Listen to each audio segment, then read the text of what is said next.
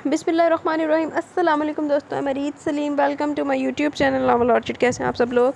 जी तो गाइस, आज हमने पढ़नी है अपने गैंगस्टर वाले नावल की 13 एपिसोड। तो उससे पहले अगर आपने मेरे चैनल नावल ऑर्चिड को सब्सक्राइब नहीं किया तो सब्सक्राइब कर लें और साथ में बेल आइकन भी प्रेस कर लें ताकि आने वाली वीडियो आपको मिलती रहे।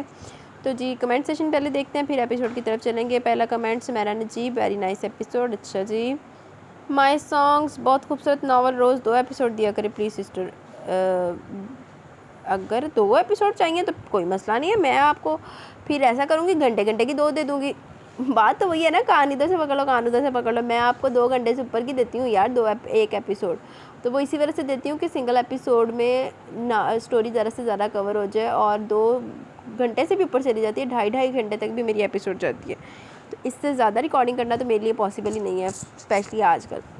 अच्छा जी, देन बहुत खूबसूरत नावल अपलोड किया आपने, thank you. Beautiful super novel, thank you, welcome dear. Malik सबा का कमेंट है जी, पाशा का यार सेकंड होम है जेल। पाशा को चैन और सुकून तो अपने सेकंड होम में ही मिलेगा ना।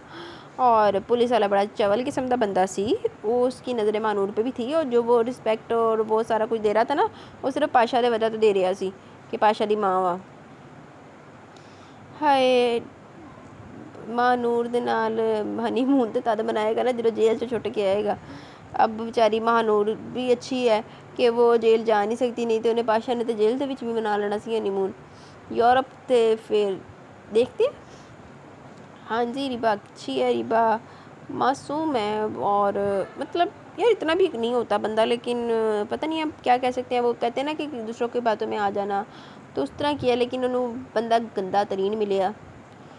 हाँ जी, रिबा मोमिल की इसकी बात करी थी, मून को सज़ा तो वाकई मिलनी चाहिए। एक यही तो अब इस नावल का रह गया कि सज़ा ही मिल जाए। चलो ब्याह तो करा दिता तो हुण सज़ा ही थोड़ी बहुती मिल जाए।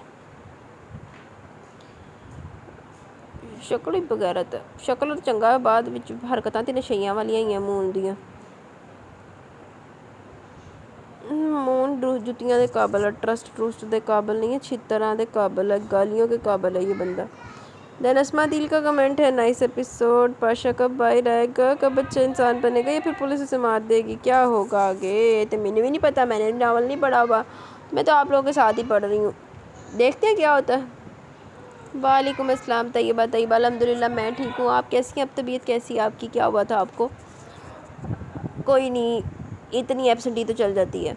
हमारे पूरे through out the semester 7 absentee लाओ होती हैं, लेकिन आप लोगों को 7 नहीं है। आप लोगों को बस 1-2 ही लाओ है पूरे महीने में, नहीं पूरे पूरे साल में। अच्छा जी, आहो मुझे भी ये चीज़ पसंद नहीं आई, इस वजह से मेरा भी नावल से थोड़ा सा दिल ना उकता किया था।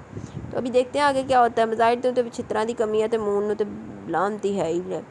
आमीन सुम आमीन, दुआ में याद रखा करें। दैन मोहम्मद अहमद का कमेंट है, बहुत नावल बहुत अच्छा है, लेकिन कमेंट करते हुए सारी बातें भूल जाती हैं। थैंक्स फॉर नावल, ऐसा कैसे हो सकता है? तो जितना थोड़ा बहुत याद रहे उतना बता दिया करें, नावल की सोच लिया करें। लेज़ी इन्फॉर्मर, ये नावल कब कंप्लीट होगा? नेक्स्ट नावल आप साथ में अपलोड कर लिया करें, पुलिस हीरो बेस्ड।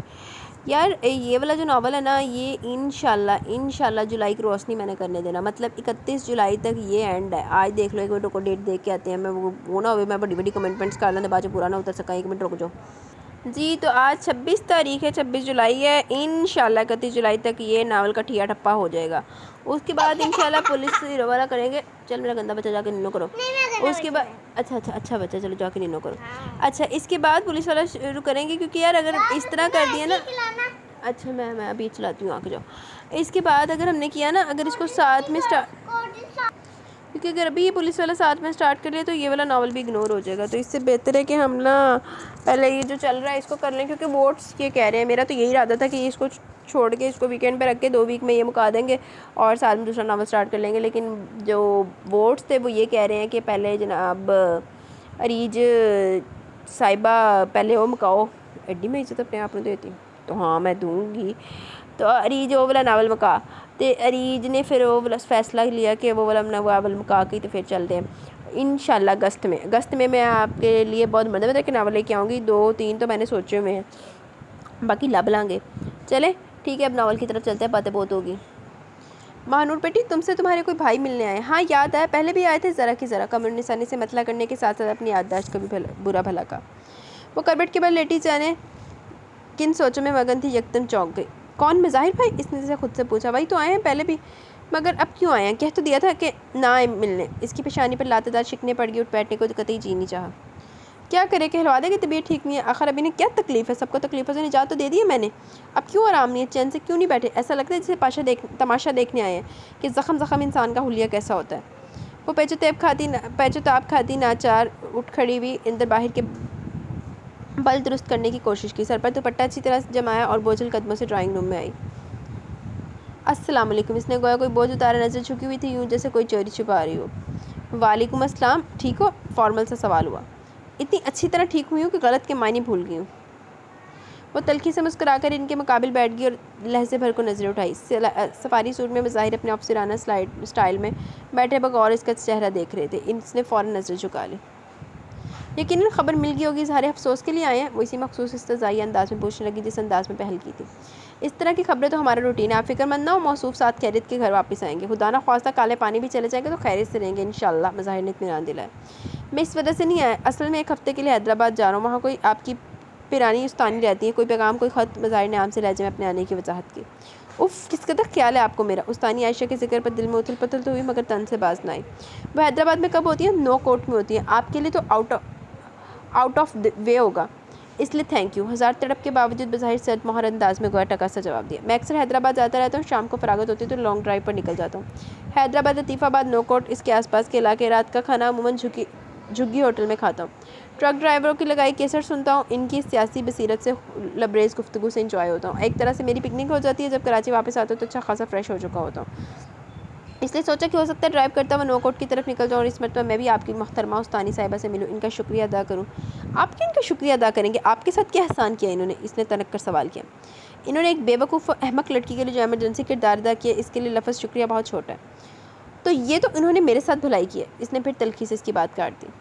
مظاہر نے گہری اور بامانی نگاہ اس کے چہرے پر کی اور رسٹ واچ کی طرف دیکھتے ہوئے اٹھ کھڑے ہوئے۔ اچھا میں چلتا ہوں۔ کہاں چلے بیٹا؟ میں چائے شربت دونوں لے آئی ہوں، اس لیے کہ اگر پوچھتے تو تم منع کر دیتے دونوں کے لیے۔ اس دن ہزار اصرار کے باوجود تم نے اس گھر کا نمک چکھنا پسند نہیں کیا، وہ جو کہا گیا ہے نا، ندامت عمر بھر کی اس گھر کے لیے جہاں مہمان کی تواضع نہ ہو۔ خالہ جان، آپ نے تو تواضع کا حق ادا کیا ہے، مجھے ہی جانے کی جلدی تھی، ایسی کوئی بات نہیں، میں نے تو آب میزبانی میں یہاں کوئی کمی نہیں پائی، مجھے افسوس ہے کہ مجھے آج بھی جلدی ہے، مگر میں اس مرتبہ یہ چائے پی لیتا ہوں ورنہ پھر کہیں حرام حلال کا فلسفہ شروع نہ ہو جائے، حالانکہ میں آپ جیسی شفیق و محترم خاتون کا دل سے احترام کرتا ہوں۔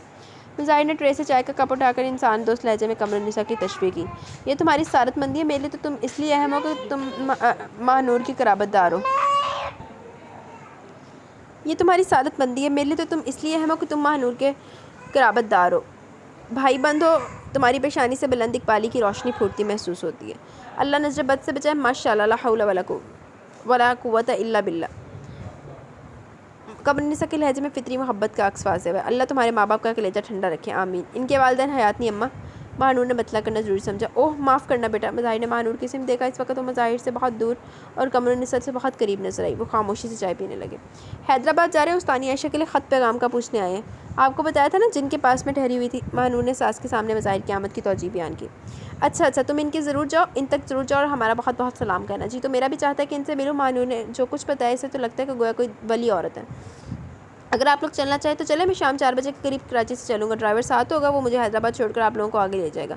ماہ نور کا دل ایک دم تیز تیز دھڑکنے لگا، ایک دم سے تاروں بھری اوڑھنی اوڑھے استانی سامنے آ کھڑی ہوئی، حیا میں تاثرات کے ساتھ نیچی نظریں کیے ہوئے۔ وہ آج پہر یہی سوچا کرتی تھی کہ شاید اب وہ کبھی استانی سے نہیں مل پائے گی، اب اسے کون جانے دے گا، استانی اس کے بارے میں کیا کچھ سوچتی ہوگی، پتہ نہیں ان کا بھی تو کچھ جی چاہتا ہوگا مجھ سے ملنے کو، جیسے اچانک ملے تھے ایسے اچانک جدا ہو گئے۔ استانی تک رسائی اتنی آسان ہے؟ وہ ان سے اس قدر قریب ہے، چند گھنٹوں کے فاصلے پر، صرف میرے خدا، وہ سارا زہر تھوک کر پرشوقن انداز میں مظاہر کی طرف دیکھنے لگی۔ سب کچھ ذہن سے محو ہونے لگا، سامنے بس استانی کے وجود کی رنگ و روشنیاں تھیں۔ اماں چلیں استانی سے ملنے؟ اس کا انداز جوش میں بچکانا سا ہو گیا۔ تمہارا جی چاہتا ہے تو چلی چلتی ہوں بیٹے، ہمیں صبح واپس بھجوانے کا بندوبست کر رکھو تو میں چلی چلتی ہوں ماہ نور کے ساتھ۔ مجھے خود بھی ان محترم خاتون سے ملنے کا بہت خیال ہے جنہوں نے ہماری بچی کو اندھیرے وقتوں میں اپنا سایہ دیا، ان کا احسان تو ہم کبھی اتار ہی نہیں سکتے۔ مظاہر ماہ نور کا موڈ بدلنے میں کامیاب ہو چکے تھے، ایک ہلکی سی مسکراہٹ کا عکس ان کے چہرے پر تھا۔ اب مینوں جنہ پائی زہر لگدا نا اونا ہی یہ سین بوتے لکھ دے، تو آپ لوگ 3:30 بجے تک تیار رہیے گا، میں پک کر لوں گا۔ وہ چائے کا کپ رکھتے ہوئے اٹھنے لگا۔ 1 منٹ بیٹے، ذرا اور بیٹھو، میں ابھی آئی۔ قمر النساء نے کہا اور بہت تیزی سے اٹھ کر باہر چلیں گے۔ آپ ٹھیک ہی تو کہتے ہیں، استانی کا تو شکریہ ادا ہو ہی نہیں سکتا، ایسے وقت مجھے ملے مجھے ملی جب رشتوں کی حقیقت کھل چکی تھی۔ لفظ اپنا ایک بے معنی سا حروف کا مجموعہ بن چکا تھا۔ زبان لاشعوری طور پر پھر سوئی کی نوک بن گئی۔ ظاہر کی نگاہ پھر گہرائیوں کا پتہ دینے لگی۔ بہت کچھ ہو چکنے کے بعد پلٹ پلٹ کر پیچھے دیکھنا کبھی عقل کی بات نہیں سمجھی جاتی، ورنہ انسان ختم ہونے سے پہلے ختم ہے۔ اس دنیا میں روز اتنا کچھ ہوتا تھا کہ اپنے ہونے والے واقعہ قطعی غیر اہم محسوس ہونے لگتا ہے۔ 3 وقت کا کھانا تو خواب کی بات ہوتی ہے، ایک وقت کھانے کو نہیں ملتا۔ اسی دنیا میں ہر رات بے شمار لوگ کھلے آسمان تلے راتیں گزارتے، کہیں زلزلے کی وجہ سے، کہیں سیلاب کی وجہ سے، کہیں جنگی بدامنی کی وجہ سے۔ بے شمار مائیں ایسی ہیں جو راتوں کو سو نہیں پاتی، حالانکہ بستروں پر ہوئی ہیں۔ یہ معصوم اغوا شدہ بچوں کی مائیں ہیں۔ انسانیت کے رشتے کے علاوہ سب رشتے مسلط ہیں اور سراب ہیں۔ یہ ایک بے رحم حقیقت ہے۔ حقیقت پسندی کے ساتھ زندہ رہنا سیکھ لو ماہ نور، زندگی آسان ہو جائے گی۔ مظاہر کا لہجہ ماہ نور سے زیادہ سنگین ہو گیا۔ تم بہت صحیح بولے بیٹا، خود کو دھوکہ دے کر جینے میں واقعی بہت اذیت ہے۔ قمرالنساء پر مظاہر کی بات کا گہرا اثر تھا۔ اس لیے مجھے ان خاتون سے دلچسپی پیدا ہوئی کہ پسماندہ بستی میں رہنے والی خاتون جنہوں نے ماہ نور کو ٹھکانہ دیا، اور مستقل ٹھکانے کا شعور بھی۔ کون ہے، کہاں کی رہنے والی ہے، ان کی کوئی نہ کوئی خاص بات مجھے ماہ نور کا ضرور بتاتی ہے۔ یہ انسان دوست لوگ ہی تو ہیں سب سے زیادہ حقیقت شناس ہوتے ہیں، اپنی ذات کا انکار کر دیتے ہیں اور ایک ساتھ میں کل دیکھنے لگتے ہیں۔ ایسے لوگوں سے مل کر انسان کو دلی سکون ملتا ہے۔ میں بھی دل کے مستقل سکون کا کوئی منتر ان سے پوچھوں گی، کوئی ایسی دعا جو میرے بیٹے کا قلب بدل دے، مجھے نرینا اولاد ایک نعمت محسوس ہو۔ رات کے پچھلے پہر انگارے کی طرح دہکتا ہے میرا دل۔ قمرالنساء پھوٹ پھوٹ کر رونے لگی۔ مظاہر اور ماہ نور گمسم سے ہو گئے۔ کمرے کی دیواریں قمرالنساء کے درد کا رنگ بتانے لگی۔ حوصلہ قائم رکھیں، دعا میں تاثیر آ ہی جائے گی انشاءاللہ، مظاہر نے کہا اور اٹھ کھڑے ہوئے۔ 3:30 بجے، یاد رکھیے گا ابھی 1.25 گھنٹہ ہے آپ کے پاس تیاری کے لیے، مجھے بھی ضروری تیاری کرنا، ٹھیک ہے ماہ نور؟ ان کا انداز وہی تھا جو ماہ نور بچپن سے دیکھتی آ رہی تھی، گویا درمیان میں کچھ تھا بھی نہیں، ہوا بھی نہیں تھا۔ قمرالنساء آنکھیں پوچھتی اٹھ کھڑی ہوئی، ٹھیک ہے بیٹے؟ اور مظاہر کو چھوڑنے گیٹ تک گئی۔ جی۔ ماہ نور اپنے کمرے میں آ گئی، ایسے حالات کے بعد جبکہ وہ کسی فطری خوشی کا خواب بھی نہیں دیکھ سکتی تھی۔ سما وقت سچی روحانی باوقار خوشی ہمیشہ کے لیے چھن جانے کی اذیت ناک احساس روح کو چھلنی کرتا رہتا تھا۔ استانی عائشہ سے ملنے کا تصور ایسا تھا گویا خوشی ٹوٹ کر برسی ہو۔ ہر منفی احساس وقتی طور پر کہیں مدفن میں مدفون ہو گیا تھا۔ اسے دھیان ہوا کہ استانی کے لیے کوئی ہدیہ لے جانا چاہیے، محبت و خوشی اور ممنونیت کے اظہار کے طور پر۔ اب اتنا وقت تو نہیں تھا کہ کچھ خریدا جا سکتا۔ وہ سوچنے لگی اس کے پاس کوئی ایسی نئی چیز ہے جو انہیں دی جا سکتی ہو۔ کیا سوچنے کھڑی ہوگی، وقت کم ہے۔ قمرالنساء شادی سے جلدی تیاری کی تاکید کرنے آ گئی تھی۔ وہ اماں، میں سوچ رہی تھی استانی کے لیے کیا تحفہ لے کر جاؤں، ایسی کوئی چیز نہیں ہے میرے پاس جو ان کے لیے ٹھیک لگے، اور خریدنے کا وقت نہیں ہے، ماہ نور نے سوچنے کی وجہ بیان کی۔ بھاولپور سے چادریں آئی ہیں میرے لیے، ہاتھ کی بہت نفیس کڑھائی ہے، مدیحہ اپنی نند کے یہاں گئی تھی تو لائی تھی۔ ایک میرے لیے، ایک افسیہ کے لیے، کوئی جاتا ہوا ہو تو پشاور بھجوا دوں، ان میں سے جو تمہیں اچھی لگے لے لو، تم تیار ہو جاؤ، میں نکالتی ہوں۔ مظاہر کو 1000 روپے دیے کہ اپنے ڈرائیور سے 5 کلو مٹھائی اور پھلوں کا ٹوکرا منگوا لیں، استانی ہماری طرف سے اپنے محلے میں بانٹ دیں گی، ٹھیک ہے؟ تم تیار ہو جاؤ۔ وہ کہہ کر باہر چلے گی۔ یقیناً استانی بھی مجھے اچانک سامنے دیکھ کر بہت خوش ہوں گی۔ وہ یوں خوش ہو رہی تھی جیسے بچے چاند رات کی عید کے انتظار میں سو نہیں پاتے۔ اس کے بھی ہاتھ پاؤں پھول رہے تھے کہ بس جلدی سے فاصلے سمٹ جائیں اور وہ استانی کے پاس ہو۔ اس نے بہت ہلکے رنگ کے سادے سے کپڑوں کا انتخاب کیا اور ایک سوٹ احتیاطاً چھوٹے سفری بیگ میں رکھ لیا۔ اس وقت اس کے ذہن میں کچھ نہیں تھا سوائے استانی عائشہ سے ملاقات کے خوشکن تصور کے۔ 9 کوٹ تک پہنچنے والی گزرگاہیں، استانی عائشہ کی گلی، لکڑی کا بدرنگ دروازہ، چھوٹے سے آنگن اور ایک کمرے والا صاف ستھرا گھر، سستے مگر چمچماتے ہوئے برتن، شام ہوتے ہی روشن ہونے والا جھولتا ہوا اکلوتا بلب۔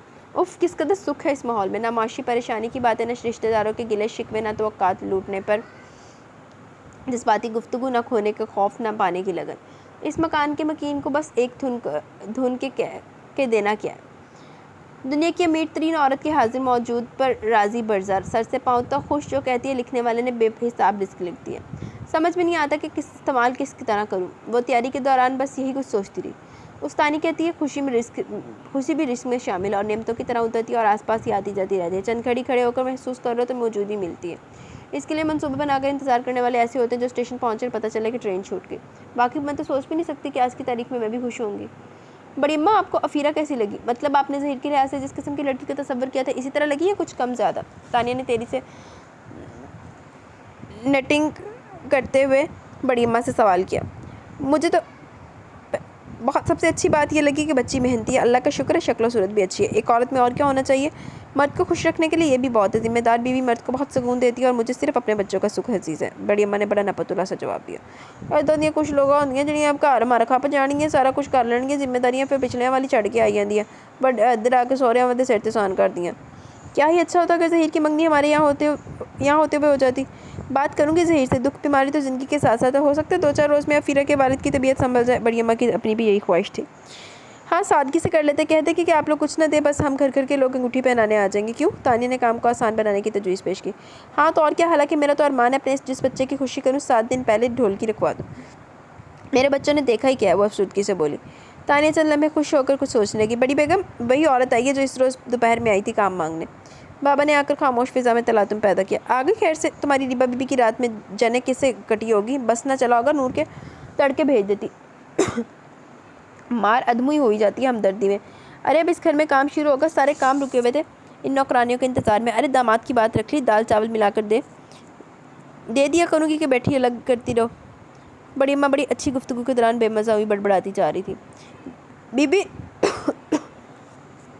کہیں آنے جانے کے لیے بہت نیک وقت نکلتی ہو، یہ صبح سے جاگے کو ستانے کا وقت ہوتا ہے۔ خیر سے؟ دھوپ کی وجہ سے بڑی اماں ہاتھوں کا چھجا بنا کر آنے والوں کو بغور دیکھنے کی کوشش کر رہی تھی۔ سلام۔ اس مرتبہ مومل کی ماں نے بڑی بی کہنے سے عین وقت پر خود کو روک لیا۔ پچھلی مرتبہ کی جھاڑ یاد آ گئی تھی۔ وعلیکم السلام۔ اچھا تو یہ ہے تمہاری بیٹیاں؟ بڑی اماں لڑکیوں کا جائزہ لینے لگی۔ ہاں جی، یہ میری مومل ہے، بڑی مومل ہے، اور چھوٹی بانکی، عورت نے نام بتایا۔ اچھا خیر، یہ بانکی چھیلی کیا کچھ کر لیتی ہے؟ یہ تو بہت چھوٹی ہے، تم اپنے ہاتھ پیر کیوں نہیں ہلاتی؟ بڑی اماں نے عورت کی گرفت کی۔ میرے کمر میں درد ہوئے اس مارے، عورت نے وجہ بتائی۔ تو ہاں تو عادت ڈالو، لیٹی بیٹھی رہوگی تو کمر دکھے گی۔ بڑی اماں نے بیزاری سے کہا۔ دیکھو بی بی سب سے اوپر ایک کمرہ ہے، اسے جھاڑ پہنچ کر اپنے رہنے کا ٹھکانہ کر لو پہلے، کام بعد میں بتاؤں گی۔ اور ہاں، تم بچیوں کے ساتھ رہوگی تو یہاں کام دوں گی، ورنہ اکیلی پرائی بچوں کی ذمہ داری نہیں لوں گی۔ اللہ کا شکر ہے تمہاری 2 روٹی بھی نکل آئے گی۔ تنخواہ ونخواہ تمہارا کام دیکھ کر سوچوں گی، میرے داماد نے کہا تو اس کی بات سمجھ کر رکھ رہی ہوں، ورنہ مجھے ضرورت نہیں نوکرانیوں کی۔ ہماری کام والی چھٹیاں بہت کرتی ہیں، اس لیے ریبا کو شاید تم سے زیادہ ہمدردی ہوگی۔ خیر، یہاں سے آنے سے پہلے کہاں رہ رہی تھی؟ بیگم صاحبہ نے گھر دیا ہوا تھا، اب روز ان کا نوکر آ جاتا کہ خالی کرو، گوٹھ واپس جاؤ۔ گوٹھ میں روزگار ملتا تو شہر دھکے کھانے کیوں آتے؟ وڈیرا کام بہت لیوے اور اناج اتنا دیوے کہ گزارا نہیں ہوئے۔ آپ کی مہربانی کی ساری عمر دعا دیں گے۔ اور ہاتھ جوڑ کر بولی تو بڑی اماں موم کی طرح پگھل گئی۔ خیر، سب اپنے نصیب کا کھاتے ہیں، ہم کوئی سرمایہ دار لوگ نہیں ہیں، میرے بچے بہت محنت کی روزی لاتے ہیں گھر میں۔ تمہیں قدرت نے ادھر کا راستہ دکھایا تو تمہارے نصیب کی روزی اسی در پر لکھی ہوگی۔ کھانا 2 وقت تو پکتا ہی ہے اور بچتا بھی ہے، انسان کے بچوں کا پیٹ ٹھنڈا ہو جائے اچھی بات ہے، مگر دھیان رکھنا اپنی ذمہ داری پر، ان بچوں کی دیکھ بھال رکھنا۔ میری بوڑھی جان میرے اپنے ساتھ سو جمیلے، گھر کی کوئی چیز ادھر ادھر نہیں ہونی چاہیے، کبھی ایسا ہوا تو وہ دن اس گھر میں تمہارا آخری دن ہوگا، سمجھ لو۔ کیا نام بتایا تم نے چھوٹی کا؟ بڑی اماں حافظے پر زور ڈالنے لگی۔ بانکی، عورت نے جواب دیا۔ ہاں، اسے جوتنے کی ضرورت نہیں، بس پھول پودوں میں پانی ڈال دیا کرے گی۔ بتاؤ، بچے کے کھیلنے کودنے کے دن ہے، اس کی کمائی کرنے کی عمر ہے؟ سن لیا بانکی چھیلی، بس تو میرے ساتھ قاعدہ پڑھا کر اور پودوں کو پانی ڈال دیا کر۔ میں بہو کو بھیجتی ہوں، وہ اوپر لے جائے گی، کمرہ صاف کر لو، پہلے کھانا کھا لو اگر کھانا ہے۔ وہ جاتے جاتے پلٹی۔ نہیں جی، مہربانی، روٹی ہم کھا کر آئیں۔ اور کیا کر بولی۔ بڑی اماں واپس لاؤنج میں آ گئی۔ دلہن، وہ تمہاری دلاری نند کے بھیجے ہوئے مہمان آ گئے، اوپر لے جاؤ، کمرہ صاف کرا لو پہلے، کام دام بعد میں سمجھاؤں گی۔ ابھی تو میری سمجھ میں خود نہیں آ رہا کہ انہیں کون سے ہاتھ موتی پر رونے کو کہوں۔ تانیہ سمجھ کی کون سے مہمان ہے کہ اٹھ کھڑی ہوئی۔ چھت پر جو پلنگ پڑے ہوئے ہیں نا، وہ 2 ڈلوا دوں کمرے میں؟ ہاں، ٹھنڈ کا موسم ہے، نیچے کہاں سوئیں گی؟ بڑی اماں نے جواب دیا۔ سامان وامان بھی ساتھ لائی ہیں؟ تانیہ نے پوچھا۔ کیا سامان ہوگا بیچاریوں کے پاس؟ ہوں گے 2-4 جوڑے کپڑے لتے، میں نے کچھ دیکھا نہیں، ہو سکتا ہے باہر دھرا ہو، وہ سوچتے ہوئے بولی۔ ایسے مجھے بہت خوشی ہوئی جب آپ نے بڑی اماں کو کنوینس کیا، اور یقین کریں آپ کی وجہ سے مان بھی گئی، ورنہ مجھے تو بہت ڈانٹ پڑ رہی تھی، اور یہ بہت تو اب کا کام ہے، یہ بہت ثواب کا کام ہے۔ اب دنیا میں یوں کروڑوں لوگ پریشان حال ہوں گے، ہم ان کے لیے کچھ بھی نہیں کر سکتے، مگر جو ہمارے نوٹس میں آ جائے ان کے لیے تو کچھ نہ کچھ کرنا چاہیے اگر کر سکتے ہیں۔ ریبا لوشن بازو میں ملتے ہوئے اقتبادر سے بولی۔ مون کو ایک انسان دوست کا چہرہ بغور دیکھنا بہت اچھا لگا۔ میں سوچ رہا ہوں اگر میں اپنا اکاؤنٹ تمہیں ٹرانسفر کر دوں تو تمہیں تقسیم کرنے کے لیے کتنی مدت درکار ہوگی؟ خیر، اب ایسا بھی نہیں ہے، آپ سے پوچھے بغیر تو میں کسی کو نہیں دوں گی، وہ بے ساختگی سے گویا ہوئی۔ اب ان بیچاریوں کو میں نے کیا دیا ہے؟ بڑی اماں سے ملازم رکھنے کی سفارش تو کی ہے، حالانکہ میرا دل چاہ رہا تھا کہ انہیں کچھ نہ کچھ دینا چاہیے، وہاں تو ممی نے سب ارینج کیا ہوا تھا، اب تو ان کو بہت سی چیزوں کی ضرورت پڑے گی، وہ سوچتے ہوئے بولی۔ مون نے کسی دھیان میں اس کی طرف دیکھا، پھر سائڈ ٹیبل سے اپنا پرس اٹھا کر کچھ نوٹ نکالے۔ یہ 2000 ہے، مومل کو دے دینا، اس کی ماں کو مت دینا، بہت سیلفش ہے، پتہ نہیں اپنی بیٹی کو اپنی مرضی سے استعمال بھی کرنے دے یا نہیں۔ ریبا کی آنکھیں خوشی سے چمکنے لگی، اس نے مون کی طرف یوں تشکرانہ دیکھا جیسے وہ براہ راست اس پر احسان کر رہا تھا۔ تھینکس الاٹ، وہ بولی۔ شکر ہے آپ بھی ان لوگوں کے لیے سافٹ کارنر رکھتے ہیں، ورنہ بعض لوگ تو بہت کنجوس ہوتے ہیں۔ اف، کس قدر خوشی ہوگی مومل۔ ویسے تو اس کا فیس بہت اداس ہے، حالانکہ عمر بہت کم ہے، مگر بولتی بہت میچور ہے، حیرت ہوتی ہے، کم از کم مجھ سے زیادہ اچھی باتیں کر لیتی ہے۔ اچھا، مجھے کوئی بھی اتفاق نہیں ہوا اس کی باتیں سننے کا، بے غیرت لانتی، تینے گلا سننے اتفاق نہیں ہو، تینے بہت کچھ کرنے اتفاق ہو، لانتی ہے، کمینہ۔ مون نے سرسری انداز میں یوں جواب دیا گویا وہ کوئی بہت غیر اہم بات کری ہو۔ اور تو یہ تم کیوں میرا شکریہ ادا کری ہو؟ میں نے تمہیں تو نہیں دیا، وہ شریر انداز میں مسکرا رہا تھا۔ اللہ کا شکر ہے میرے پاس سب کچھ ہے، جو کچھ آپ کے پاس ہے میرا ہی تو ہے، وہ کہہ کر کھلکھلا کر ہنس پڑی۔ مون اس بے ساختی پر بھوت سا اسے دیکھتا رہ گیا۔ ایک تو تمہیں یہ بری بیماری ہے، اچھی بات بہت فاصلے سے کرتی ہو، بیوی شوہر کے لہجے کے معاملے میں بہت حساس ہوتی ہے، اس کا دل دھڑکنے لگا کہیں اور ردھم میں، کسی اور ردھم میں۔ ادھر آؤ یار، ایک تو تمہیں باقاعدہ دعوت دینا پڑتی ہے۔ منہ نے اپنا دائیں بازو پھیلا کر اپنا اندھیا سمجھایا۔ ریبا جھجکتی ہوئی قریب آئی۔ وہ کنواری تھی، ابھی تک اس نے شوہر کا مکمل اور بھرپور روپ ابھی نہیں دیکھا تھا۔ اگر شادی کی پہلی رات روایتی رات نہ ہوتی تو لڑکی تو دلہنابے کے روپ میں تو شیزہ ہی ہوتی ہے۔ ابھی تو مون کی شوہرانہ باتوں پر سے اس کی حالت گیر ہونے لگتی تھی۔ مون نے اپنے پہلو میں لے لیا اور آہستگی سے اپنی شہادت کی انگلی سے اس کے ہونٹوں کو چھوا۔ تو ہے نا تمہیں پکا یقین کہ جو کچھ میرے پاس ہے وہ تمہارا ہی ہے؟ ریبا خاموشی۔ فاصلے تو تمہاری زبان بہت کام کرتی ہے، قریب آتے تمہارے سارے فیوز اڑ جاتے ہیں۔ یار میں تمہارا لائف پارٹنر ہوں، جو مرضی بات کیا کرو۔ تم تو بہت دلچسپ باتیں کرتی ہو۔ میرا تو سب سے اچھا وقت وہ وقت ہوتا ہے جب تم مجھ سے باتیں کر رہی ہوتی ہو، سارا اور سچی سچی باتیں۔ اس وقت مجھے محسوس ہوتا ہے کہ میری رگوں میں بھی خون دوڑا، ورنہ تو بس خود پر ایک مشین کا گمان ہونے لگتا ہے۔ اس کے ہاتھ کی گردش سے ریبا کے خون کی گردش تیز ہونے لگی۔ ریبا، انسان honesty is the best policy پر عمل پیرا ہو تو مشکل وقت میں بھی ریلیکس ہوتا ہے۔ تو تیرے وغیرہ کمینہ کدی نہیں ہویا اس چیز تے عمل پیرا ہوتے، تو پھر ریلیکس بھی نہیں رہتا بے غیرتا۔ اور جب سب کچھ مرضی خواہش کے مطابق ہو پھر بھی انسان ڈسٹرب و بے سکون ہو تو اس کا مطلب ہے کہ سم تھنگ از رانگ۔ آج سے کچھ عرصے پہلے میں بہت ریلیکس بندہ تھا۔ میری آنکھ کھلتی صبح کو میں خود کو بہت فریش محسوس کرتا، بہت چوائس سے ڈریس نکالتا، ناشتہ باقاعدہ انجوائے کرتا۔ میں ڈیڈی کی وجہ سے بہت ایزی فیل کرتا رہا۔ وہ مجھ سے جتنی محبت کرتے ہیں ان سے زیادہ اعتماد کرتے ہیں۔ انہوں نے مجھے ارلی ایج میں بزنس میں فری ہینڈ دے دیا۔ انسان کی شعور سنبھالتے ہی میں نے وہ سب کچھ مل جائے جس کے لیے پیٹ کے نام پر لوگ بھاگ دوڑ کرتے ہیں، مرضی کا سونا جاگنا، مرضی کا کھانا، مرضی کی اشیائے ضرورت، سپر لگژری لائف، یعنی آپ صحیح معنوں میں زندگی کا لطف اٹھا رہے ہیں۔ ایک بہت خوبصورت کیفیت آپ کے وجود کا حصہ بن چکی ہے۔ ایسے میں آپ سے کوئی ایسی مسٹیک ہو جائے جو آپ کے ذہن کو اس قدر الجھا دے کہ حاضر موجودہ میسر نعمتیں آپ بھول کے بیٹھے ہوں۔ ایک پن کی نوک آپ کے دل کے سب سے سینسٹیو حصے میں وقت چبھتی آ رہی ہوں۔ تو کیا انسان لطف کے مرحلے طے کر سکے گا؟ کوئی غلطی ایسی ہوتی ہے کہ سوری کہہ دی اور بات آ گئی ہو گئی۔ کوئی غلطی ایسی ہوتی ہے کہ فائن یا تاوان ادا کر دیا، بوجھ اتر گیا۔ لیکن کبھی کبھی ایسی غلطی ہوتی ہے کہ سوری یا فائن اس کو ریموو نہیں کر سکتے۔ منہ ایک جذب کی کیفیت میں کہہ رہا تھا۔ ریبا انتہائی حماقت سے اس کے ایک ایک حرف کو تول رہی تھی۔ خیر ہر غلطی کا کوئی حل تو ہوتا ہوگا، ورنہ کیا انسان خودکشی کر لے، مار ڈالے خود کو؟ وہ بہت سوچتے ہوئے بولی۔ نہیں، کسی غلطی کا کوئی حل نہیں ہوتا، شاید اس لیے لوگ خودکشی کر لیتے ہیں۔ منہ نے خواب کی سی کیفیت میں جواب دیا۔ ریبا کا دل دھک سے رہ گیا۔ اس نے پوری آنکھیں کھول کر من کا چہرہ دیکھا۔ خودکشی حرام ہے جناب، زندگی اللہ کی امانت ہے، ایسی بات بھی نہیں نکالنا چاہیے منہ سے۔ مسلمان کو غلطی انسان سے ہو سکتی ہے، ہو جاتی ہے، کسی سے بھی ہو سکتی ہے، اللہ تعالیٰ سے معافی مانگ لینا چاہیے، اس سے بھی وہ بہت سکون ملتا ہے۔ آپ نے یہ نہیں بتایا کہ غلطی کیا ہوئی؟ ریبا نے بہت بڑے بزرگانہ انداز میں سمجھانے کے بعد سوال کیا۔ کوئی اپنی غلطی خود نہ بتائے تو پوچھتے نہیں ہیں۔ اصل میں اپنے ڈسٹرب ہونے کا ریزن بتا رہا تھا تاکہ تمہارا ذہن اندازوں یا وہموں میں الجھا نہ رہے۔ ساتھ ہی تمہیں یہ بھی بتا رہا ہوں کہ زخم نیا ہو تو بہت محسوس ہوتا ہے، وقت گزرنے کے ساتھ ساتھ نارمل ہو جاؤں گا۔ تمہاری مورل سپورٹ ساتھ رہی تو بہت جلد، میرا یقین کرو ریبا، میں شادی سے پہلے بالکل نارمل اور فٹ لائف گزارا تھا، اس لیے مجھے امید ہے میں ایک بار پھر نارمل لائف گزاروں گا اور تمہارے ساتھ۔ بس مجھے جنگل میں راستہ ڈھونڈنے دو، تم اچھی ساتھی ہو کہ تمہاری خاطر مجھے کچھ نہ کچھ کرنا ہوگا۔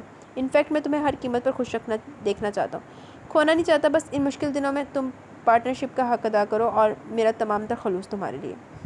اس نے ریبا کے چہرے پر جھک کر ایک استحقاق کی ایک مہر ثبت کی۔ مجھے شعر و شاعری سے کوئی خاص دلچسپی تو نہیں، مگر کبھی ایک شعر سنا تھا، آج کل بہت یاد آتا ہے۔ عمر پڑی ہے جینے کے لیے، بس یہی 2-4 روز مرنے کے ہیں۔ کیا میں تمہارے تعاون کی امید رکھوں؟ آپ میری طرف سے بالکل فکر مند نہ ہو، میں نے ابھی تک آپ میں سے کوئی برائی نہیں دیکھی جو میرا دل خراب کرتے۔ میں آپ سے مایوس ہو جاؤں، آپ جو کچھ کہتے ہیں میں اس پر یقین کرتی ہوں، آپ ایزی رہیں۔ ریبا کی ہمدردانہ فطرت اپنے شوہر کے لیے مزید نکھر گئی۔ مجھے پتہ تھا تمہارا جواب یہی ہوگا، تھینک یو میری جان۔ منہ نے ایک مرتبہ پھر شوہرانہ استحقاق استعمال کیا جیسے میں ریبا کی جان پر بن جاتی تھی۔ عجیب قسم کا خوف طاری ہو جاتا تھا، مزاحمت کرنے کی قوت بھی منتشر ہو جاتی۔ آپ مجھے ایک بات کی اجازت دیں گے؟ اس نے ڈرتے ڈرتے منہ کی طرف ذرا سا چہرہ موڑا۔ بولو۔ وہ جب ممی کبھی لمبے پروگرام پر جایا کرے تو میں بچی کو مومل سے ملانے گھر لے جایا کروں گی۔ میں مومل کو وہاں کام دلانے کے لیے ضد بھی اسی وجہ سے کری تھی، آفٹر آل وہ مدر ہے، اس کا منحوس باپ کیسا بھی ہو، ماں تو ماں ہوتی ہے۔ میں نے ہوش سنبھالا تو میری مدد نہیں تھی، اسکول میں اکثر مدر اپنے بچوں کو چھٹی میں لینے خود آتی تھی۔ اچھا چلو پھر آپ جا کے لیٹ جاؤ، کچھ نہیں ہوتا، میں آتی ہوں بعد میں۔ اچھا جی، ماں تو ماں ہوتی ہے۔ میں نے ہوش سنبھالا میری مدر نہیں تھی، اسکول میں اکثر مدر اپنے بچوں کو چھٹی پہ لینے خود آتی تھی، اچھے اچھے کپڑے پہنے، سن گلاسز لگائے، کوئی ڈرائیور کے ساتھ، کوئی خود ڈرائیو کرتی ہوئی۔ بچے بھاگ کر اپنی ماؤں سے لپٹ جاتے، وہ انہیں پیار کرتی، ایک شولڈر پر ان کے بیگ لٹکا کر انہیں گود میں اٹھا لیتی۔ میں کسی نہ کسی بھائی کے انتظار میں کھڑی یہ سین بہت دلچسپی سے دیکھا کرتی، میرا دل بھی بہت چاہتا اس وقت میرے بھی ماں بھی موجود ہوتی تو میں کتنا خوش ہوتی۔ ایک بات بتاؤں آپ کو، کسی انسان کو سب کچھ مل جائے لیکن ماں کی شفقت و محبت نہ ملے تو اس کے اندر ہمیشہ کچھ کم سا محسوس ہوتا ہے۔ حالانکہ میرے بھائیوں نے مجھے بے اندازہ پیار دیا، بڑی اماں نے ایک ماں کی طرح مجھے لک آفٹر کیا۔ یہ بھی دیکھیں مجھے کبھی باپ کی کمی کا احساس نہیں ہوا، مگر ماں کی نظریں ہمیشہ ڈھونڈتی رہیں۔ بولتے بولتے ریبا کی آواز بھر آ گئی۔ جب میں نے یہ کیوٹ سی بیبی دیکھی اور پتہ چلا کہ اس کے پیرنٹس موجود ہیں، میرا دل دھک سے رہ گیا۔ سیم میری طرح کی بیبی، پیرنٹس کے بغیر مائی گاڈ کم سے کم میں اس کو اس کی مدد سے تو ملوا سکتی ہوں. اس کے باپ کو پتہ چل جائے ایک مرتبہ پھر تو میں جو کر سکی کروں گی. آپ مجھے روکیے گا نہیں, یہ بہت نیکی کا کام ہوگا. کیا ٹریجڈی نہیں ہے کہ پیرنٹس کے ہوتے ہوئے بچہ ان سے محروم ہو؟ وہ آنسو صاف کرتے ہوئے کہہ رہی تھی. اتنا انوالو نہیں ہوتے ریبا, اس دنیا میں تو نہ جانے کیا کچھ ہوتا تھا. یہ دنیا ہے, اپنی زندگی گزارنے کی کوشش کرو. بعض اوقات اس طرح کی انوالومنٹ بہت مہنگی پڑ جاتی ہے. مون نے کہتے ہوئے اس کی طرف سے پشت کر لی. عجیب تھکا تھکا سا انداز تھا. انوالومنٹ کی کیا بات, کوئی اچھا کام ہماری رینج میں ہے, ہم کر سکتے تو کیوں نہ کریں. وہ اپنے مخصوص خود سر اور بے دھڑک انداز میں بولی. اب تم شادی شدہ ہو, ہر معاملے میں مجھے مطلع کرنے اور اجازت لینے کی پابند ہو. کوئی کام مجھے بے خبر رکھ کر کرو تو ہماری پارٹنرشپ ویک ہو سکتی ہے. پارٹنرشپ کو صرف ایک بات اسٹرانگ کرتی ہے اور وہ ہے کہ ایک دوسرے پر مکمل اعتماد. ایک دوسرے سے کوئی چوری نہیں, کچھ چھپانا نہیں. اپنے بر سے نا ادھر ہی پونکن تو پہلے بندہ نا اپنے گرے باندھ دے وچ جھانک لوے تے پھر کسی کے سامنے پونکے. اگر کسی پارٹنرشپ میں یہ سب موجود ہے تو اس شادی کو اگر کسی سے خطرہ ہے تو وہ ہے موت. ایسی پارٹنرشپ کو صرف اور صرف موت ہی توڑ سکتی ہے. تیرے وغیرہ ماری جاوے. مجھے امید ہے تم شادی شدہ زندگی کی ذمہ داریاں نزاکتیں جلدی سمجھ لو گے. مون یہ کہہ کر اس طرح خاموش ہو گئے جیسے اب مزید کچھ بولنے کا ارادہ نہ ہو. تو اچھے کاموں میں آپ کو میری ہیلپ کرنا چاہیے, اور ابھی تک میں نے آپ سے کچھ نہیں چھپایا. نا آئندہ کے لیے ایسا کچھ سوچا ہے, کچھ دیکھا ہے تم میں, تبھی یہ سب کہا ہے تم سے. اس لیے کہ میں اپنی شادی ایک اچھی شادی بنانا چاہتا ہوں. تم بھی ایزی رکھنا چاہتا ہوں, خود بھی ایزی رہنا چاہتا ہوں. مون نے ہم اس کی طرف سے کروٹ لی ہوئی تھی. میں تو آپ سے لڑائی کرنے کا سوچ بھی نہیں سکتی. اگر لڑوں گی بھی تو ایک بات پر. ریبا نے بھی اس کی طرف کروٹ لے لی. مون کی پشت پر اپنا بھرا بھرا خوبصورت ہاتھ رکھتی ہے. ریبا ابھی تمہارا ایکسپیرینس نہ ہونے کے برابر ہے. تم ابھی تک بڑی اماں کے کھینچے ہوئے دائرے میں موو کر رہی ہو. کچھ ایسا خاص اسٹڈی بھی نہیں کیا. جو لڑکیاں پراپر چینل مائع نہیں بنتی, یعنی ایکسیڈنٹلی ایسا ہو جاتا ہے. ان کی جو فیلنگس ہوتی ہیں وہ بھی پراپر اور نیچر وائز نہیں ہوتی. خوف, برے انجام کا احساس, معاشرتی لعنت ملامت کی توقع, فطری طریقے سے کچھ پانے سے مایوسی اور نا امیدی ان کی پازیٹیو فیلنگس دبا دیتی ہے. فطرت کا بنا ہوا ایک قانون توڑنے کے بعد ان کا بہت سا فطری پن خوف کے ہول میں فلو ہوتا رہتا ہے, یعنی ویسٹ ہو جاتا ہے. اس لیے میں تمہیں سمجھانے کی کوشش کر رہا ہوں کہ تم اپنا ٹائم ویسٹ نہ کرو, بلکہ ٹائم پلس انرجی. تم اسے ٹٹول کر دیکھو. اسے بچی سے ملنے, اسے پیار کرنے سے کوئی دلچسپی نہیں ہوگی. ہو سکتا ہے کہ اگر اسے تھوڑی سی سمجھ آ گئی تو وہ تمہیں بچی کا ذکر کرنے سے منع کرے. تیرے وغیرہ لان تین نا بندہ چھتر مارے پھاڑ کے, تو چوک کھڑا کر کے نا ٹوٹے کر کے نا. آج ویسے یہاں پہ بہت بارش ہوئی ہے, اور میرے ساتھ جو ہوا نا آج کی بارش میں, ہائے ہائے ہائے. آج ہم لوگ بازار گئے ہوئے تھے, جب بارش ہوئی ہے تو ہم لوگ بھی جیسے گھر آئے ہیں نا تو کچھ پوچھو مت. لیکن وہ جو رستیاں دے وچ جو گوڈے گوڈے پانی کھڑا سی نا, تینوں اون دے وچ گٹراں دے پانی دے وچ ڈوبے دے بندہ لانتیا. یعنی جی نہیں, وہ اپنی بچی کو پوچھتی آئی تھی ادھر, تبھی تو مجھے سب کچھ پتہ چلا تھا. ریبا نے اس کی بات کاٹ کر گویا اتفاق کرنے سے انکار کیا. یعنی بھی حماقت اور ناسمجھی سے اس کی جان نہیں چھوٹی. ان کا انداز خود کلامی کا سا تھا. بے وقوف تھی تبھی تو یہ دن دیکھیں. ریبا نے منتشر ذہن سے سوچتے ہوئے جواب دیا. اور تم اس سے زیادہ بے وقوفی کری ہو. ایسے کیسز کوئی ٹچ کرنے کی ہمت بھی نہیں کرتا. مون کا انداز قدرے تلخ تھا. بس زیادہ آسما جہانگیر بننے کی ضرورت نہیں ہے. میں تو آپ کو بہت سافٹ ہارٹیڈ سمجھ رہی تھی. اس وقت مجھے آپ کی باتیں سن کر بہت دکھ ہو رہا ہے. ریبا کے لیے خفگی کا اس لہجے میں خفگی کا آنسر تھا. چور دی داڑھی چتین کا بغیرت آدمی. ایکسپیرینس پڑے گا تو ریلائز کرنا بھی آ جائے گا. اب سوچو. مون خود اندر سے کانچ کی طرح بکھرا ہوا تھا. مرد ہوتے اسٹرکٹ اور سیلفش ہیں. ریبا نے آنکھوں پر بازو رکھ لیا. زیادہ عورت مرد کے فلسفے میں الجھنے کی ضرورت نہیں. 6 بھائیوں کا تجربہ کچھ اور ہوتا ہے, اور شوہر کا کچھ اور. ابھی تو شوہر بھی کوارٹر% پر ایکسپیرینس کیا ہے میڈم. مون کو اتنے تکلیف دہ ماحول میں بھی ہنسی آگے اس کے فلسفے پر اس کے منہ سے بہت عجیب سا لگا. میرا مقصد تو تمہیں الجھن اور بیکار مصروفیتوں سے بچانے کی کوشش ہے. تمہیں یقین ہونا چاہیے کہ میں تم سے 100% سنسیئر ہوں. اس نے ریبا کا بازو آنکھوں سے ہٹاتے ہوئے کہا. آنیسٹلی مجھے اس بات کی خوشی ضرور ہے کہ میرا لائف پارٹنر بہت اچھے اور نیک خیالات کا مالک ہے. جب ایرو گیرو کے لیے اتنا اچھا ہے تو میرے ساتھ کیسا اچھا ہوگا. مون نے ماحول کا تاثر بدلنے کی کوشش کی. اس کے ہاتھ میں ریبا کا ہاتھ تھا. خودکشی کر لا جا کے, ننگیاں تاراں نو پھاڑ لا جا کے. استانی عائشہ کے ہاں پہنچتے خاصی دیر ہو گئی تھی. ظاہر آدھے گھنٹے کے لیے اپنے ہوٹل آئے تھے, پھر انہیں لے کر نوکوٹ کے لیے روانہ ہو گئے. نوکوٹ پہنچ کر انہیں دروازے پر ہی چھوڑ گئے, یہ کہہ کر کل آؤں گا لینے, تو استانی سے ملاقات کروں گا. ابھی کچھ کام ہے اس لیے جلدی ہے. نیند آ گئی. ماں نور تو وہ خوشی سے کانپ رہی تھی. یقین نہیں آ رہا تھا کہ وہ ایک مرتبہ پھر استانی کے گھر کے سامنے آ کھڑی ہوئی ہے. اس نے دروازے پر انگوٹھی سے دستک دی. دروازے کے پیچھے سے استانی کی آواز آئی. کون؟ کھولیے, میں ماہ نور. اس نے پھر آہستگی سے جواب دیا. دروازہ فوراً کھل گیا. سامنے آسمانی چکن کی چادر میں استانی بہت خوشی اور حیرت کے ساتھ ماہ نور کو دیکھ رہی تھی. السلام علیکم. ماہ نور کے ساتھ قمرالنساء نے بھی سلام کیا. وعلیکم السلام, تشریف لائیے. استانی قمرالنساء کی طرف دیکھتے ہوئے بولی. دونوں اندر آئیں تو استانی نے دونوں کو باری باری گلے سے لگا لیا. یہ اماں میری اور پاشا کی ماں. اماں میری اور پاشا کی اماں. ماہنور نے تعارف کروایا۔ اچھا یہ اچھا۔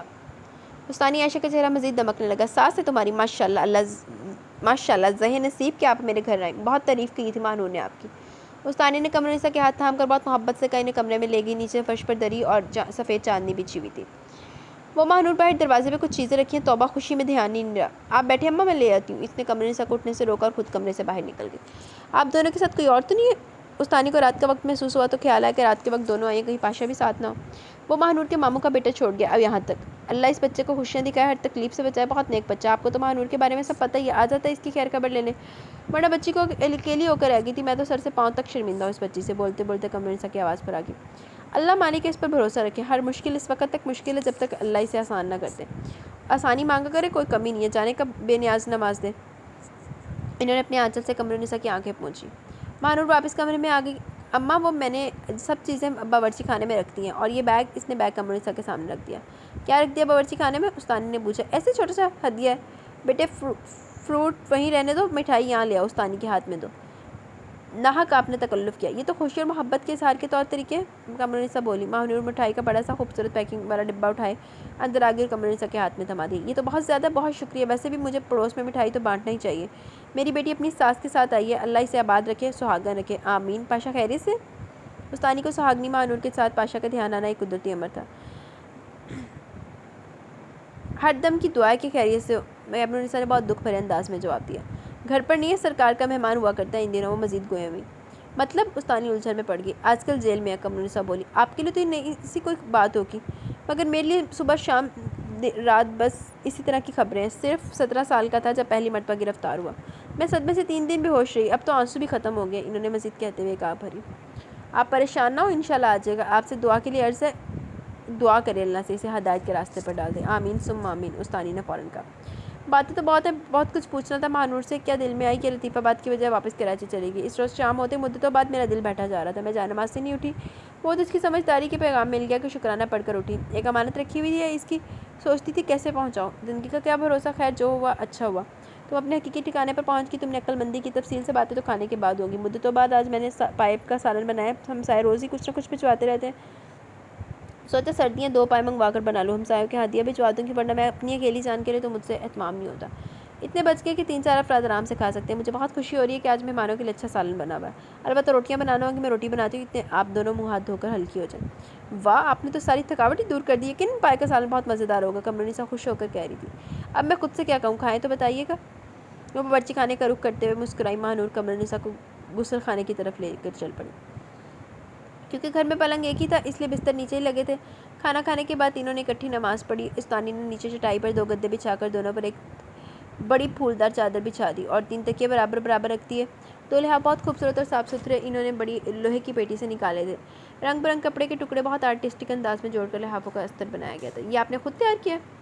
قمر النساء کو لحاف بہت پسند ہے جی، شہر سے عورتیں یہ کٹ پیس بہت سستے داموں لے آتی ہیں، لحاف سستا پڑ جاتا ہے، مجھے تو ایک ہی بستر کافی ہے، کسی مہمان کے رات رکنے کا کبھی احتمال بھی نہیں ہوا، بس یوں ہی ایک سردی کا بستر احتیاطاً بنا چھوڑا، دیکھیں آج کام آ ہی گیا۔ بستر اتنا سچ رہا ہے کہ بس فوراً لیٹ جانے کو دل چاہ رہا ہے، ماہنور لحاف پھیلا کر ڈیزائن بغور دیکھتے ہوئے بولی۔ اماں ان بستروں میں تو ہم 4-5 دن سوئیں گے، وہ ہنسی۔ واہ کیا زبردستی کی مہمانی ہے، بس کل شام ہم واپسی کریں گے، پاشا ساتھ خیریت کے ساتھ واپس آ جائیں گے تو پھر اطمینان سے آئیں گے، بے فکری سے یہاں رہیں گے تو استانی کے ساتھ اچھا وقت گزارنا زیادہ اچھا لگے گا۔ بھئی میں تو یہی چاہوں گی کہ آپ زیادہ دن میرے ساتھ پاس ٹھہریں، مہمان تو نصیب والوں کے آتے ہیں، دیکھیں اس وقت یہ چھوٹا سا گھر کیسا سج رہا ہے، کتنی رونق ہو رہی ہے، دل و روح میں چمک آتی ہے تو در و دیوار بھی روشن ہوتے تھے۔ استانی کے چہرے پر فطری خوشی کا رو پہلا رنگ چھلک رہا تھا۔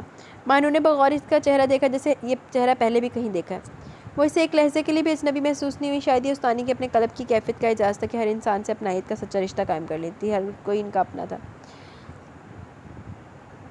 خالص دیانت دار قلب کی نشانی یہی کہ وہ ابا پربی کے مرض سے پاک ہوتا اور ساری دنیا سے رشتہ داری ہوتی، رحم دلی کا یہ عالم کہ چڑیا بھی پریشان نہ ہو، انصاف کا یہ حال کہ سگا بیٹا بھی مجرم ہو تو سر قلم، اس لیے شاید استانی کسی کو بھی نئی اجنبی یا پہلی دفعہ کی ملاقاتی محسوس نہیں ہوتی۔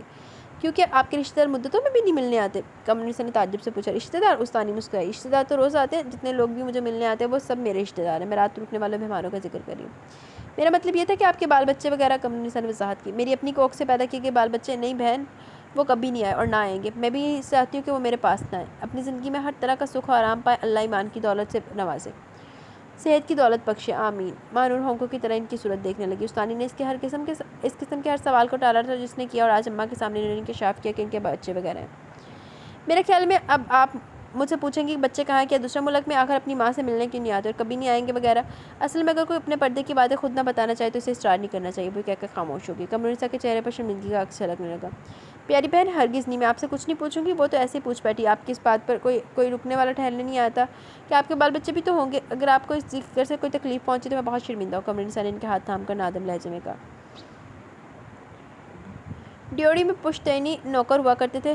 اچھا اگلا سین شروع ہو گیا میرا خیال۔ مردانے کے چاکر، زنانے کے چاکر، مگر جنت مکانی دادی اماں گھر بھری کی لڑکیاں باورچی خانے میں لگا کر رکھتی تھی۔ پرائے گھر میں لڑکی کیا نصیب لے کر جائے گی کسے خبر، لہٰذا لڑکیوں کو گھر گرہستی کے سارے کام آنا چاہیے۔ دوپہر کو جو لمبی تان کر سونے کی کوشش کرتی اسے جرمانے کے طور پر مہینہ بھر ٹکڑے توڑ کر رلی بنانا پڑتی۔ نمک حرام کا خطاب الگ ملتا، کہتی دن کام کو بنایا گیا اللہ نے، رات پڑی ہے سونے کو مار، اتنی لمبی رات کے بڑے بڑے کمر اینٹ سے۔ پھر نوکر چاکر کیا کرتے تھے بڑی اماں؟ تانیہ نے بڑی اماں کی بات مکمل ہوتے ہی تعجب سے سوال کیا۔ گھر کے اور تھوڑے کام ہوتے ہیں، زمانے بھر کی مہمانداری 7 کنبے رہتے تھے، صبح اس کے مہمان، شام اس کے مہمان، میکے سمدھیانے دوستانے، چولہے ٹھنڈے ہی نہیں ہوتے تھے۔ اتفاق بھی بہت تھا، میر تیری نہیں تھی کہ یہ اس کے مہمان ہے تو وہی کرے، زمانے بھر کا کھانا پکایا جائے، چائے ٹھنڈا، یہی نہیں کہ دادی اماں لڑکیوں سے بیگار کرواتی تھی، خیال بھی بہت رکھتی تھی، مہینے کے مہینے نیاری ڈیوڑی میں بٹھاتی، سب بیٹیوں بہوؤں کو چوڑیاں پہنواتی، موسم بدلتا تو بازار بلواتی، مرضی کا کپڑا دلواتی، خود کاٹتی، لڑکیوں سے سلواتی، اور 2-3 مہینے میں نوٹنگی جانے کی اجازت بھی دے دیا کرتی۔ پچھواڑے 2 بھینسیں بندی تھی، بیٹیوں بہوؤں کو صبح رات دودھ پینے کی تاکید کرتی کہ انہیں بچوں کی پرورش کے لیے صحت مند ہونا چاہیے۔ بڑی اماں کتنا مزہ آتا ہوگا، روز لگتا ہوگا کہ گھر میں کوئی فنکشن ہے، شادی وغیرہ پر کوئی کیسا لگتا ہوگا پھر؟ تانیہ بڑی اماں کے ماضی میں بہت دلچسپی لے رہی تھی۔ گھر میں ہر وقت کسی نہ کسی کی منگنی شادی کی تیاری ہوتی رہتی تھی، دادی اماں کی عمر کی نگرانی میں جہیز بری کی تیاریاں ہوتی رہتی تھی۔ خود بھی دادی اماں سلے ریشم موتی کا اتنا عمدہ کام کرتی تھی کہ کوئی یقین نہیں کر پاتا تھا کہ یہ گھر کا بنا کام ہے۔ ان کے سگڑاپے کی وجہ سے ہزاروں روپے کی بچت ہوتی تھی، شادیوں میں بہوؤں اور بیٹیوں پوتیوں اور نواسیوں کو بھی ساتھ لگا کر رکھتی تھی۔ جن دنوں کام کا زیادہ زور ہوتا، کام کرنے والیوں کا بہت خیال کرتی تھی، ان کی پسند کا کھانا بنواتی، ہر گھنٹے بعد چائے ملتی، دسترخوان تیار ملتا، سب کھاتی پیتی، پھر کام بنانے بیٹھ جاتی۔ خواب سی لگتی ہے یہ باتیں، وہ جو ریبا نے چوتھی پر پشواس پہنی تھی، اس پر موتی ستاری کا کام بھی میں نے خود کیا تھا۔ ریبا 5ویں جماعت چڑھی تھی تب بنائی تھی میں نے، ہر تہوار پر ضد کرتی تھی بڑی اماں میں وہ پشواس پہنوں گا، میں کہتی پہلے اپنا گھی تو درست کر لے، پہنے کا یہ پشواس، ایک ساڑی بھی ہے اس کے پاس تاؤسی رنگ کی، اس پر سرخ ریشم اور کالی پوت کا کام ہے، وہ بھی میرے ہاتھوں کا کام ہے۔ اب تو نظری جواب دے گی، اب تو بس تسبیح پڑھنے لائق رہ گئی۔ یہ ظہیر تو بہت چڑھتا تھا کہ اتنا باریک کام کیوں کرتی ہے، سر میں درد رہنے لگے گا کہ آئے گا۔ میں نے کہا کچھ ہنر اپنی بچی کے لیے بھی صحیح، کیا یاد کرے گی اپنی دادی کو؟ بڑی اماں اتنا کہہ کر جیسے تھک گئی اور گاؤں تکیہ درست کر کے تخت پر دراز ہو گئی۔ ہم تو بہت ہی نکمے بڑی اماں، جو کچھ آتا وہ بھی نہیں کر پاتے۔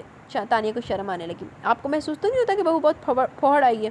وہ ہنس کر پوچھنے لگی۔ اپنے وقت اور ماحول کی بات ہوتی ہے بیٹی، اب یہ اور طرح کا وقت ہے، اب تو بس تیزی بہت ہے، ہر چیز بازار میں تیار پڑی ہے۔ بھائی ہم اتنا پڑھے نہیں جتنا تم پڑھ لی، پڑھائی میں بچوں کا تھوڑا تیل نکلتا ہے، اب تم انگریزوں میں پہنچ گئی، اپنی پڑھائی کی وجہ سے کھپ گئی، اڑوس پڑوس میں بھی کر لیتی ہوگی اور بازار میں بھاؤ تاؤ بھی، اب اگر ہم جیسے ان میں بیٹھ جائیں تو ایک گلاس پانی مانگنے کے لیے بھی گونگوں کی طرح اشارے کریں گے انگریز سے۔ 12 سال جب میری کمر کا درد کسی دوا سے ٹھیک نہیں ہو رہا تھا تو چاند بولا بڑی اماں آپ کو یہاں بلوا لیتا ہوں علاج کے لیے۔ میں نے ہاتھ جوڑ کر معافی مانگی کہ بچے میں ادھر ہسپتال میں کمر دبانے کو بول بیٹھی تو وہاں کی نرسیں ٹانگیں دبانے نہ بیٹھ جائیں، جانے کے سمجھے اشارے سے، آپ یہاں ڈاکٹر کو بتا دیتی ہوں کہ رات درد زیادہ تھا اب کم ہے، وہاں کیا چھوٹے بڑے چمچے لے کر بیٹھوں گی کہ رات کو بڑے کے برابر تھا اب چھوٹے چمچے کی طرح ہے۔ ہاں خوب ہی ہنسا چاند تو، تانیہ تو خود ہنس کر دوری ہوگی۔ واہ بڑی اماں، تو کہنے کا مقصد یہ کہ نئے زمانے کے تقاضے کے مطابق تم نے پڑھائی کی اور وقت نبھانے لگی، یہ تمہاری ہنرمندی اور محنت ہے، بڑی اماں بولی۔ تانیہ بغور ان کا چہرہ دیکھنے لگی، کیا فراست ہے، کتنا قریب کر لیتی ہے انسان کو۔ آپ شروع سے بہت ذہین ہوگی، تانیہ نے سراہا۔ ایسی چار چوٹ کے پڑے، چار طرف سے تو اچھوں کا سمجھ آ جاتی ہے۔ دلہن وہ مسکرا رہی تھی۔ کیوں آپ کے ساتھ کیا ہوا؟ میری معلومات کے مطابق تو آپ نے بہت اچھی زندگی گزاری ہے۔ تانیہ کو چنبا سا ہوا۔ بڑی اماں نے کوئی جواب نہ دیا، وہ خاموش ہو کر کچھ سوچنے لگی۔ شاید آپ اس دور کی بات کریں جب چاند کے دادا کی ڈیتھ ہوگی. ایسی صورتحال میں تو باقی عورت پر بہت سخت وقت آ جاتا. تانیہ نے انہیں سوچوں سے گھرا دیکھ کر اندازاً ایک بات کی. ان کے جانے کے بعد روپے پیسے کی تنگی تو نہیں دیکھی؟ 3 دکانیں اور 1 مکان تھا. وہاں سے معقول کرایہ مل جاتا تھا. اچھی طرح گزر بسر ہو جاتی تھی. 4 بچوں کو پڑھایا پڑھایا بھی اور کھلایا پہنایا بھی. اچھا، تمہارے سسر نے بہت پڑھنا چاہا تھا تو ناصر حسین نے دکانیں بیچ دی تھی. ان دنوں ناصر حسین ملازم ہو چکے تھے مگر مطمئن نہیں تھے. کاروبار کرنا چاہ رہے تھے. انہوں نے بچی کچی دکان اور مکان بیچ کر کاروبار شروع کیا. اللہ کا کرم و فضل ہو کے ماشاءاللہ جلدی جم گیا.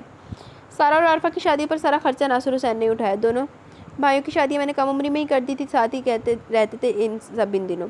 محمد علی سوسائٹی میں بنایا تھا پہلے گھر اپنے باپ کی آخری نشانی بیچ کر، جس میں ہم نے یہ 4 بچے پالے تھے. تمہارے سسر چاند کے باوا تو زیادہ باہر وطن میں ہی رہتے تھے. یہ پہلے 4 بچے تو وہیں ہوئے تھے.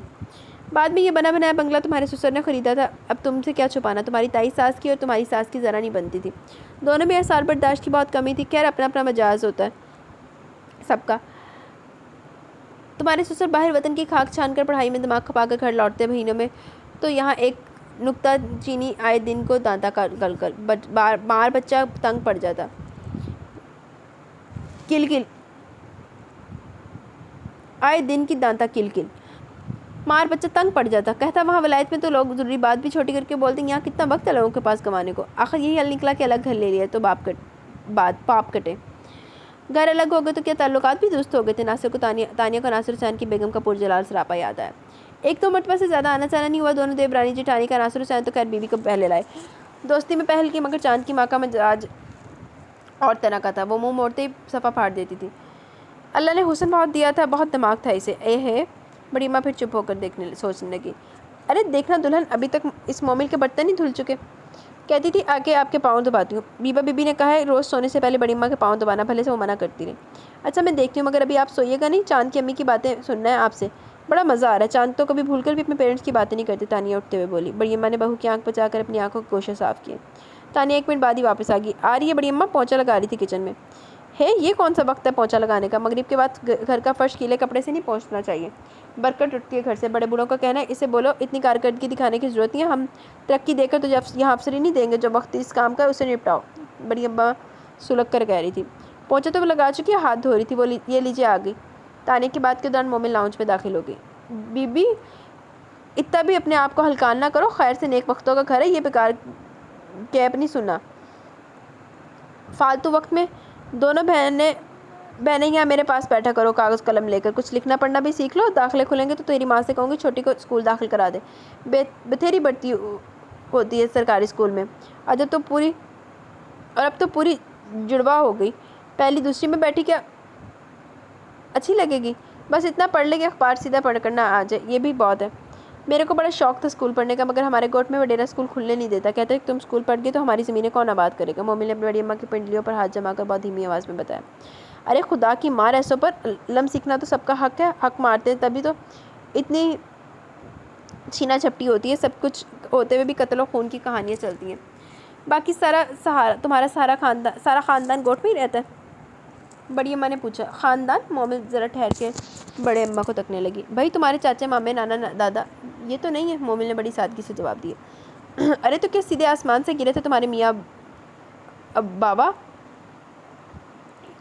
بڑی اماں کو اس کے جواب سے بڑی حیرت کوفت ہوئی. وہ دوسرے گاؤں میں رہتے ہیں، گوٹھوں میں رہتے ہیں ہوں گے. پتہ نہیں، اماں سے پوچھ لینا. میرے کو تو خبر نہیں. وہ پھر سادگی سے بولی. ہاں مامے چاچے ہونا یہ بھی خبر ہوتی ہے، اخبار میں لگتی ہے. بڑی اماں کی جان چل گئی اس کی نستعلیق اردو پر سن کر. تانیہ کی ہنسی چھوٹ گئی. ویسے ایک بات ہے بڑی اماں، ان لوگوں کے آنے سے گھر میں رونق ہوگی. اب آپ بور نہیں ہوں گی تنہائی میں. ہاں بھائی تمہاری نند کی مہربانی ہے. بڑی اماں بھی مسکرانے لگی. ماں تو سو گئی ہوگی تمہاری؟ بڑی اماں نے پوچھا. ہاں جی، بہت شوق ہے اسے سونے کا. بچیاں اپنے گھر کی ہوں تو کیا بنے گا اس کا. دلہن ایک بات کھٹکتی ہے مجھے. یہ عورت تو خاصی عمردار اور یہ باقی تو 10 سال کی ہے. تو یہ بچیاں کیا بڑھاپے میں پیدا ہوئی تھیں؟ جوانی میں کوئی بچہ نہ ہوا اس کے؟ تم دونوں سے پہلے بھی بہن بھائی ہیں تمہارے؟ بڑی اماں نے مومن سے پوچھنے لگی. نہیں بس ہم 2 بہنیں. مومن نے جواب دیا. یہ تو اس کی ماں سے پوچھے گا، اسے کیا پتا. بعض لوگوں کے یہاں اولاد بہت دیر سے بھی ہوتی ہے. تانیہ نے کہا. ویسے آپ نے نکتہ خوب اٹھایا. واقعی اس کی عمر تو ان کی دادی کے برابر ہوئی.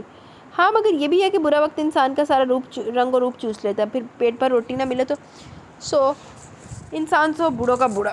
آپ ٹھیک کہہ رہی ہیں. تانیہ نے اتفاق کیا. اب بتاؤ اتنی بڑی بچی کو اپنے رشتہ داروں کا نہیں پتا، کسی کے کم کسی کے زیادہ. ہوتے ہیں مگر وہی بات گھر میں کھانے کو ہو تو رشتہ داریاں بھی نظر آتی ہیں۔ اب یہی دیکھ لو، سارا کے جانے والے گھر جانے والے مہینے 1.5 مہینے میں جاتے ضرور ہیں۔ اسے مہمانداری کا شوق بھی ہے اور گھر میں اللہ کا فضل بھی ہے۔ وہ کون سا جائیداد نام لکھتے ہیں مہمانوں کے، بس اچھا کھانا پینا، خوش وقتی میں باتیں، گھر میں موڑ تیار، کسی کے چھوڑنے جا رہے ہیں کسی کو لینے۔ عارفہ کے مہمانوں کی کم عزت کرتی ہوگی مگر کتنا کم جاتے جاننے والے۔ طاہر علی عرصے سے بیمار، ان کی عیادت کے بہانے چلے جائیں، یہ بھی ایک رنگ ہے اس دنیا کا۔ بی بی بڑی اماں نے کہات بھری۔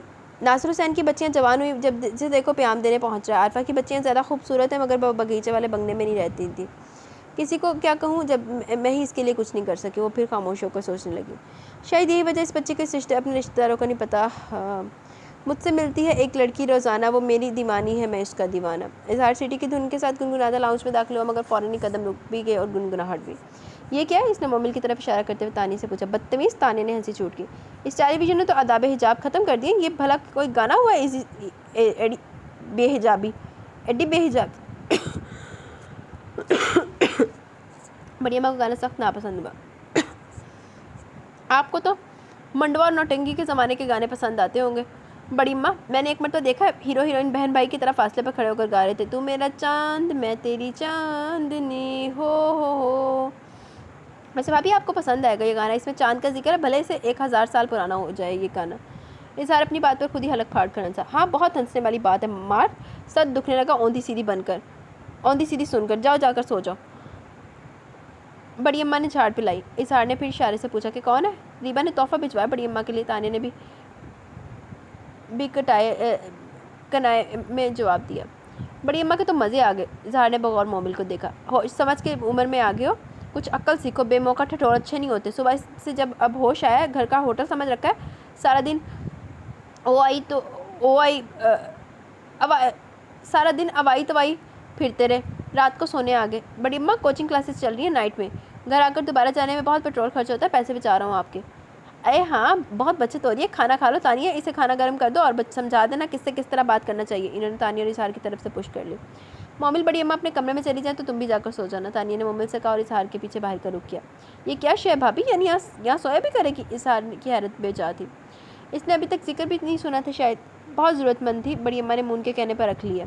ایک نہیں 3 پیسز ہیں۔ تانیہ ہنسی۔ 2 بیٹیاں 1 ماں، ماشاء اللہ انسانوں کی ریل پیل ہو رہی ہے گویا، اظہار نے برجستہ کہا۔ ہاں اللہ نظر سے بچائے، تانیہ کھلکھلا کر ہنسی۔ سامنے حواس پاختہ بانکی آ رہی تھی، 3.5 فٹ قد اور 2 میٹر کی اوڑھنی سر پر جمی اور کانوں کے پیچھے اڑسی ہوئی۔ اظہار کو سامنے پا کر پیشانی تک ہاتھ لے جا کر خاموش سلام کے لشتم پشتم دوڑی۔ واہ ماشاء اللہ، بہت دلچسپ اضافہ ہے اپنی سترنگی چنریا کے ساتھ۔ تانیہ تو جیسے ہنس ہنس کر لوٹ پوٹ ہوگی۔ ارے بانکی ادھر آؤ، تانیہ نے بلایا۔ واقعی بانک پن تو بہت ہے، نام رکھنے والے کا کیا وجدان تھا؟ اظہار مسکرایا۔ بانکی ڈری گھبرائی سی اس کے قریب چلی گئی۔ جی چھوٹی بیگم، وہ اٹک کر بولی۔ بیٹا ڈرو نہیں، یہ بھی تمہارے صاحبوں میں سے ایک صاحب ہے، اظہار نام ہے ان کا۔ کسی لڑکی کا فون آیا کرے تو تم صرف ان کو بلایا کرو، چاہے لڑکی اپنا نام تک نہ بتائے، فون ان کا ہی ہوگا۔ باقی تمہیں ان کی اور کوئی خدمت نہیں کرنی، کھانا پینا یہ بھاگتے دوڑتے نپٹا لیتے ہیں۔ لڑکی کا ٹیلی فون روز آئے گا؟ بانکی نے تانیہ کے کلام کی روانی روک دی۔ بیٹے لڑکی کا نہیں، تانیہ نے وضاحت کی۔ ایک لڑکی تو ان کی بہن ہے نا، جس کی شادی ہمارے مالکن کے لڑکے سے ہوئی ہے۔ بانکی کا لہجہ گھبراہٹ کا کاس تھا۔ صرف وہی ایک لڑکی ان کی بہن ہے، اظہار کا لہجہ بے ساختہ تھا جو بانکی پر پہاڑ کی طرح ٹوٹا۔ بیچاری بچی بوکھلا کر ادھر ادھر دیکھنے لگی۔ یہ 6 گز کی ساڑی دوپٹے کی طرح اوڑھنے کا حکم اسے بڑی اماں نے دیا ہے؟ اظہار نے برائے معلومات عامہ سوال کیا۔ یہ ان کا کلچر ہے۔ کیسا اذیت ناک کلچر ہے یہ، کھیت کود کے دن ہے بیچاری کے اور اسے دوپٹہ سنبھالنے پر لگا لیا۔ اظہار نے بڑے سنجیدگی سے کہتے ہوئے بانکی کا سر شفقت سے تھپتھپایا۔ بھابھی یہ بہت چھوٹی ہے، اسے کام آپ مت کرائیے گا، ہماری ریبا تو اس ایج میں ہاف پینٹ پہن کر کرکٹ کھیلتی تھی۔ یہ تو خیر بڑی اماں نے بھی کہا ہے کہ بہت چھوٹی بچی ہے، اسے محنت نہ کوئی لے، تانیہ نے جواب دیا۔ یہ کچھ دیکھ کر دنیا ایک دم سے ڈارک اور بدصورت لگنے لگتی ہے۔ اظہار نے جیب میں ہاتھ ڈال کر جوبلی چاکلیٹ کا ایک پیکٹ اسے تھمایا۔ جگنو کے لیے تھے، ایک تمہارے لیے، نام سے ہی۔ بانکی کے چہرے پر خوشی اور اطمینان و اعتماد کے رنگ ایک ساتھ ابھرے۔ جگنو تو سو رہا ہوگا بھابھی؟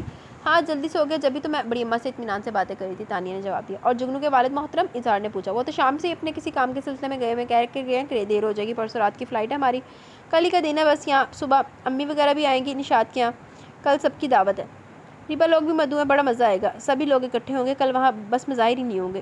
کیوں کہیں گئے ہوئے اکا جان؟ حیدرآباد ہم لوگوں کو تو خدا حافظ کہہ گئے، پرسوں تک شاید وہ آ نہیں سکیں گے۔ تانیہ نے بتایا۔ اکا جان ہمیشہ اہم موقع پر منظر سے غائب ہوتے ہیں، اپنی شادی کے موقع پر کہیں اپنی تصویر نہ بھجوا دیں کہ ہاتھ ڈال کر اسٹیج پر رکھ دیں، وہ کسی ایمرجنسی کی وجہ سے حاضر نہیں ہو سکتے، معذرت خواہ ہیں۔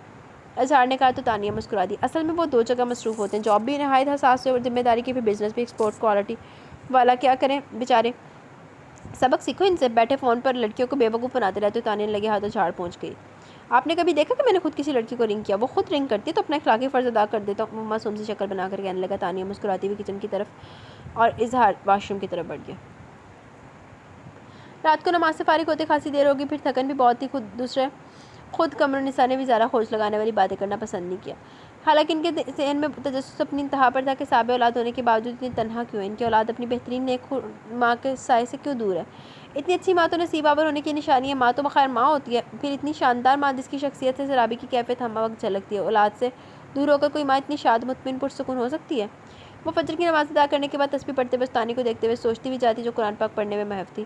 کالا پلین کرتا، سفید شلوار، ململ کا بڑا سا دوپٹہ، دوپٹے کے حالے میں ان کا روشن چہرہ۔ استانی کے نقش کس غضب کے تھے، یقیناً جوانی میں بہت حسین ہوں گی۔ اتنی خوبصورت، پاکردار، نیک سیرت عورت اور اتنی تنہا حیرت انگیز انکشاف کے صاحب اولاد بھی۔ میں کی سمجھا جڑیاں کوالٹیز سامنے آ رہی ہیں استانی دی ہیں۔ کیسی وہ اولاد جو اتنی اچھی ماں سے ملنے کی خواہش مند نہیں؟ ایسی ماں ملنا تو بہت بڑی خوش قسمتی ہے، میٹھا بولنے والی، دعا دینے والی کہ ماں ہو تو ایسی مثالی اور آئیڈیل۔ ماہنور دیکھتی رہی، سوچتی رہی۔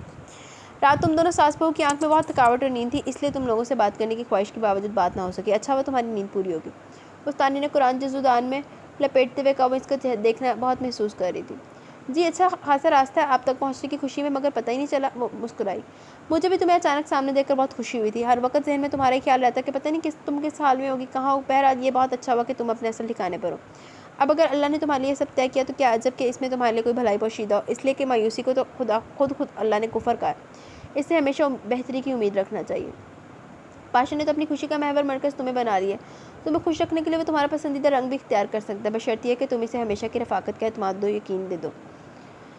پاشا کی ماں کو دیکھ کر یوں ہی خیال آتا ہے کہ قدرت نے اس میں گنجائش ضرور رکھی ہوگی۔ اکثر نیک امید بھی مقبول دعا بن جاتی ہے کہ ایک آنچ، ایک لگن کی ضرورت ہوتی ہے۔ تم یہ نہ دیکھو کہ اس نے تمہیں کس طرح حاصل کیا، اس کا کردار کیا، وہ تمہارا شوہر ہے، تمہیں غم و غصے ضد میں اسے بحیثیت شوہر قبول کیا، تم اپنا اخلاقی شرعی کردار اور دیانتداری سے ادا کرتی رہو۔ جانے کب قدرت سب کچھ تمہارے حق میں کر دے، اس لیے خوش رہنا سیکھو۔ تمہاری ہر وقت کی کوڑن نظام قدرت تبدیل نہیں کر سکتی، نہ لوح محفوظ میں لکھا مٹھا سکتی ہے۔ ہر وقت ایک تعصب کی کیفیت قدرت کے فیصلوں پر اعتراض کی نشانی ہے۔ میں تم ہوتے کون ہیں اس کے فیصلوں اور اعتراض کرنے والے؟ یہ کیفیت دماغ میں ہیجان برپا کر رکھتی ہے، منتشر ذہن کی روحانی توانائی ضائع ہوتی رہتی ہے۔ روحانی توانائی کے ضیاع کا مطلب ہے فطرت سے دوری، اور فطرت سے دوری کا مطلب ہے بے اثر دعائیں۔ ایک دعائی تو ہے جس کا سہارا انسان اندھیرے میں کرن بنتا ہے۔ ہم اپنی خواہش پر فطرت کو رضامند کر سکتے ہیں، وہ ہماری مراد پوری کر دے۔ تم دعا کر اوڑھنا بچھونا بنا لو، زندگی بہت آسان لگنے لگے گی۔ عقیدے کی مضبوطی موجود ہو تو دعا کا نفسیاتی اثر بھی زیادہ ہوتا ہے، بہت خوشگوار ہوتا ہے۔ انسان اپنے اندر بہت توانائی محسوس کرتا ہے، اور یہ محض نفسیاتی سہارا نہیں ہے بلکہ اس کی روحانی حقیقت مسلم ہے۔ دعاؤں کے ذریعے معجزے نورما ہوتے ہیں بیٹی، وہ تم سے محبت کرتا ہے، اپنا تن من دھن تم پر وارنے کو تیار ہے۔ اپنے ماحول کے اثر کے تحت اس نے ایک اچھے کام کو برے طریقے سے انجام پہنچایا۔ وہ اپنے علم کے مطابق یہی راستہ پسند کر سکتا تھا، اس کے نزدیک یہ جواں مردی ٹھہری، وہ اپنے علم و شعور کے مطابق ایک راہ پر گامزن ہے۔ تم اپنی راہ پکڑی رہو، جو حق ہوگا وہی غالب ہوگا۔ میری دعا ہے کہ تم اس کے حق میں نیک بختی کی دلیل بن جاؤ۔ تاریخ بتاتی ہے کہ بڑے بڑے گمراہوں کو جب اللہ نے ہدایت بخشی تو وہ ولی کے درجات تک پہنچے۔ حبیب مجمی اتنے بڑے سود خور تھے کہ سود کی وصولی میں کوئی رعایت نہیں برتے تھے۔ سود کی وصولی میں رکاوٹ و تاخیر ہوتی تو غریب لوگوں کے گھر کی عام ضروریات کی اشیاء تک اپنے گھروں کے اٹھا لاتے۔ لوگ ان کی سود وصولی کے طریقہ کار کی وجہ سے اتنے خوفزدہ رہتے کہ ان کو دیکھتے خوف سے اپنے گھروں کے دروازے بند کر لیتے، لیکن جب حق نے ان کو ہدایت بخشی تو وہ اوصاف ابھار کر سامنے کیے جن کی وجہ سے انہیں جلیل القدر ولی کا رتبہ حاصل ہوا۔ تو کہنے کا مقصد یہ ہے کہ چاہنے والے کو جوابی تحفہ دو، خلوص، نیک خواہشات، وفا اور دعا کا تحفہ۔ کیا جب قدرت اسے تمہارے نصیب سے خوش بختوں کی فہرست میں لکھ دیا جائے؟ مستانی بہت دھیمی آواز میں بہت روانی سے سلابت سے مخاطب تھی، انہیں قمر النساء کے قریب آنے کا پتہ نہیں چلا۔ قمر النساء نے لپٹا لی اور ہچکیوں سے رو پڑی۔ آج تک میں نے اپنے بیٹے کی کوئی تعریف نہیں سنی سوائے اس کے کہ وہ بہت خوبصورت ہے، اور اس کی روحانی بدصورتی پر میں یوں روتی رہی جیسے مرد پر روتے ہیں، پوری مایوسی کے ساتھ کہ جو چلا گیا وہ کبھی لوٹ کر نہیں آ سکتا۔ مگر آپ نے ابھی جس طرح میرے بیٹے کا ذکر کیا، اس سے یوں محسوس ہوا جیسے کوئی بات نہیں ہے، کوئی عیب ہی نہیں ہے۔ اتنی اچھی امید، اتنے اعتماد کے ساتھ کاش یہ کچھ میرے اندر بھی اتر ہے۔ میرے کرب کو تو وہی ماں سمجھتی جس کا بیٹا ہتھیاروں سے کھیلتا ہو، جس کے دشمنوں کی قطار بندی ہو۔ میں اسی لیے آئی ہوں کہ آپ دعا کریں، دابدوں کے ساتھ زندگی بوجھ بن کر رہ گئی ہے۔ وہ ہچکیاں لے کر بولتی جا رہی تھی۔ عائشہ استانی عائشہ نے رخساروں سے لڑک کر گریبان میں کہیں گم ہو گئی۔ انہوں نے قمرالنساء کی پشت محبت سے سلائی۔ بعض اوقات آزمائش بہت کڑی ہوتی ہے، اس میں کوئی شک نہیں، مگر غیر متزلزل ایمان ہو تو صلہ بہت عمدہ ہوتا ہے۔ ابھی اس کی عمر ہی کیا، اچھی امید رکھیے، اچھی ماں کے ساتھ ساتھ ابھی اس کے پاس ایک اچھی بیوی بھی ہے، اس میں تبدیلی کا امکان روشن ہے۔ وہ اپنی چادر سے قمرالنساء کے آنسو پوچھنے لگی۔ قمرالنساء کے آنسو تھم گئے، مگر وہ حوض ہچکیاں لے رہی تھی۔ خالہ جان، تو داغ مجھے لگ گیا، اس کا ازالہ تو ممکن نہیں۔ ماں نور دوپٹہ درست کرتی ہوئی کھڑی ہوگی اور بہت کرب سے کہہ رہی تھی، بس ایک داغ سے عورت کو اللہ بچائے کہ شوہر کے ہوتے ہوئے وہ کسی نامحرم کے ساتھ بے عزت ہو جائے، شوہر کی امانت میں کسی چوک کے سبب خیانت کر بیٹھے۔ یہ داغ بہت پکا ہوتا ہے، عورت کے ساتھ قبر میں اتر جاتا ہے۔ تمہارے ضمیر کے اطمینان کے لیے کافی کہ تمہیں چھونے والا، تم پر اپنا اختیار استعمال کرنے والا تمہارا قانونی اور شرعی شوہر ہے۔ دنیا کی آوازوں پر توجہ نہ دو، صرف اپنے ضمیر کی آواز سنو۔ تمہارا وجود ایک مرد کی امانت ہونا چاہیے، تمہارے جسم کے رازوں کا امین صرف تمہارے شوہر کو ہونا چاہیے۔ اگر ایسا ہے تو تمہارا ضمیر مطمئن ہے، اور ضمیر کا اطمینان ہی سب سے بڑا سکون ہے۔ دوسری طرف اطمینان یہ ہونا چاہیے کہ تمہارا شوہر تمہاری حق تلفی نہیں کرتا، وہ تم سے شادی کے بعد کسی اور کے بستر پہ نہیں سوتا، تمہاری آنکھوں میں دھول نہیں جھونکتا۔ اس دنیا میں بے شمار عورتیں ایسی ہیں جنہیں شوہر کا خلوص و وفا میسر نہیں، ان کے شوہر اپنی بیوی کا حق کہیں اور لٹا کر آتے ہیں، بازاری عورتوں کے چکر میں پڑ جاتے ہیں، بیوی بستر پر اکیلی کروٹ بدل بدل کر تھک کر سو جاتی ہے، وہ اس کا حق کہیں اور لٹا رہے ہوتے ہیں۔ میں ایک ایسی خاتون کو جانتی ہوں جو اس وقت زندہ 75 سال کی ہو چکی ہے۔ وہ مجھے بتاتی ہے کہ ان کے شوہر شادی سے پہلے پینے پلانے اور بازار حسن کے رسیات تھے۔ شادی بہت روایتی انداز اور دھوم دھام سے ہوئی، زمیندار قسم کے پیسے والے لوگ تھے۔ لوگ خاتون کی قسمت پر رشک کر رہے تھے کہ وہ ایک خوبصورت پڑھے لکھے دولت مند آدمی سے بیاہی جا رہی ہے۔ کہتی ہے کہ مجھے خود اپنی قسمت پر رشک آ رہا تھا۔ میں خود تو ایک اسکول ہیڈ ماسٹر کی بیٹی تھی جو 7 افراد کی قوالت کا تنہا ذمہ دار تھا۔ مجھے ایک محفل میلاد میں میری ساس نے پسند کیا تھا، مجھے میلاد پڑھنے کا شوق تھا، اللہ نے اچھی آواز سے نوازا تھا، بس وہیں انہوں نے مجھے اپنی بہو بنانے کا فیصلہ کر لیا۔ شادی کے بعد انہوں نے مجھے بتایا کہ ان کے بیٹے میں چند اخلاقی برائیاں، مجھے بہو بنانے کا فیصلہ انہوں نے یہ سوچ کر کیا کہ ایک اچھے کردار و مزاج کی بیوی اپنے شوہر میں تبدیلی پیدا کر سکتی ہے۔ دولت مند لڑکی اکثر سمجھوتے نہیں کر پاتی، ان میں عیش و عشرت کی زندگی گزارنے کی عادت ہوتی ہے، جس کی وجہ سے ان میں صبر و برداشت کا جذبہ کم ہوتا ہے۔ تمہیں دیکھا تو خیال ہے کہ تم میرے بیٹے کے لیے بہت مناسب لوگی، ہر طرح کا وقت نبھالو گی، بس ساس کے اعتماد نے میرے کاندھے پر بہت بھاری بوجھ ڈال دیا۔ کچھ ماں کے گھر کی تربیت ساری رات کروٹیں بدلتے گزر جاتی، فجر سے کچھ پہلے ڈیوری کے دروازے پر تھاپ پڑتی، وہاں پہ پہلے موجود ہوتی تھی، آہستگی سے زنجیر گراتی اور پٹ کھول دیتی، سامنے حال سے بے حال وہ ہوتے، دونوں ہاتھوں سے سوغات کی طرح سنبھالتی اور کمرے تک لاتی، بستر پر لٹاتی، جوتے موزے اتارتی، پتلون کی بیلٹ کھول دیتی کہ کسی بھی کمر کو آرام ملے گا۔ میرے سسر کو کبھی پتہ نہیں چلا کہ یہ کتنے بجے گھر آتے ہیں، پہلے میری ساس کی وجہ سے، پھر میری وجہ سے، اور ڈیوری کے دروازوں میں چڑچڑاہٹ بہت تھی۔ پہلی فرصت میں نے قبضوں میں تیل ڈالا۔ میرے سسر کا مزاج بہت گرم تھا، میری ساس ڈرتی تھی کہ کہیں وہ اکلوتے بیٹے کو آنکھ نہ کر دے، جتنا ہوتا تھا ان کی سرگرمیاں چھپانے کی کوشش کرتی تھی۔ پہلے ان کی ڈیوٹی تھی دروازہ کھولنے کی، پھر میری ہوگی۔ تو بیٹی اس طرح بھی عورت زندگی گزارتی ہے، اپنی آنکھوں کے سامنے اپنا حق لوٹتا دیکھتی ہے اور برداشت کرتی ہے، ہر جائی شوہر کی جوتیاں سیدھی کرتی ہے، اس کی اولاد پر وان چڑھاتی ہے، کوئی اس پر رحم ترس کھاتا ہے، کوئی دکھ کا اظہار کرتا ہے، مگر بے گناہ ہوتے ہوئے بھی معزز نہیں ہوتی۔ اس عورت کی شان ہی اور ہوتی ہے جو شوہر کے دل چڑھی ہوتی ہے، شوہر اسے چاہتا ہے، اس کے ناز اٹھاتا ہے، وہ اپنے شوہر کے گھر میں رانی ہوتی ہے، خاندان میں اس کی اہمیت اور دھاک ہوتی ہے، ہر جگہ اس کا اچھا استقبال ہوتا ہے۔ اکثر عورتوں کی عادت ہوتی ہے کہ جب مل بیٹھتی ہیں تو اپنے شوہر کی برائیاں کرتی ہیں، تنقید کرتی ہیں اور سمجھتی ہیں وہ ایک دوسرے سے دل کی راز کی باتیں کری ہیں، مگر حقیقت میں اپنے شوہر کو دوسروں کی نگاہوں میں گرا رہی ہوتی ہے۔ شوہر کی دوسروں کی نظروں میں گرانے کا مطلب ہے کہ بیوی اپنی حیثیت کم کر رہی ہے۔ شادی کے بعد عورت کی وہی حیثیت ہے جس کے شوہر کی ہوتی ہے، چاہے عورت کنوارپن میں بادشاہ زادی ہی رہی ہو کہ نواب زادی۔ امید ہے میری سمجھانی سمجھ میں آ گئی ہوگی۔ استانی نے ماں نور کے سر پر ہاتھ پھیرا۔ یہ تو بڑی حیثیت والی تھی، میرے بیٹے نے اس کی حیثیت کھو دی، قمرالنساء نے بھرائی آواز میں کہا۔ مایوس نہ ہو، عزت و ذلت کے فیصلے خدا کا قلم طے کرے گا، آپ کی بہو ہے، یہ بھی اس کی حیثیت ہے کہ یہ قمرالنساء کی اکلوتی اور دل پسند بہو ہے، استانی عائشہ نے بہت جذب کی کیفیت میں کہا۔ آپ سے کون جیتے، اچھے رخ سامنے رکھتی ہے کہ حسن نظر ہے، قمرالنساء نے عقیدت سے کہا۔ نظر نواز کی نظر کرم ہے، بہت خوش ہوں اس توجہ پر، استانی عائشہ نے ممنونیت سے کہا اور مسکراہٹ کے ساتھ سر پر آنچل درست کرنے لگی، حجاب آلود مسکراہٹ کے ساتھ سر پر آنچل درست کرنے لگی۔ کوئی ایسا عمل بتائیے ہم ساس بہو کو بادشاہ کو عقل آ جائے، اللہ اسے ہدایت بخش دے، بہت بڑی نیکی ہوگی۔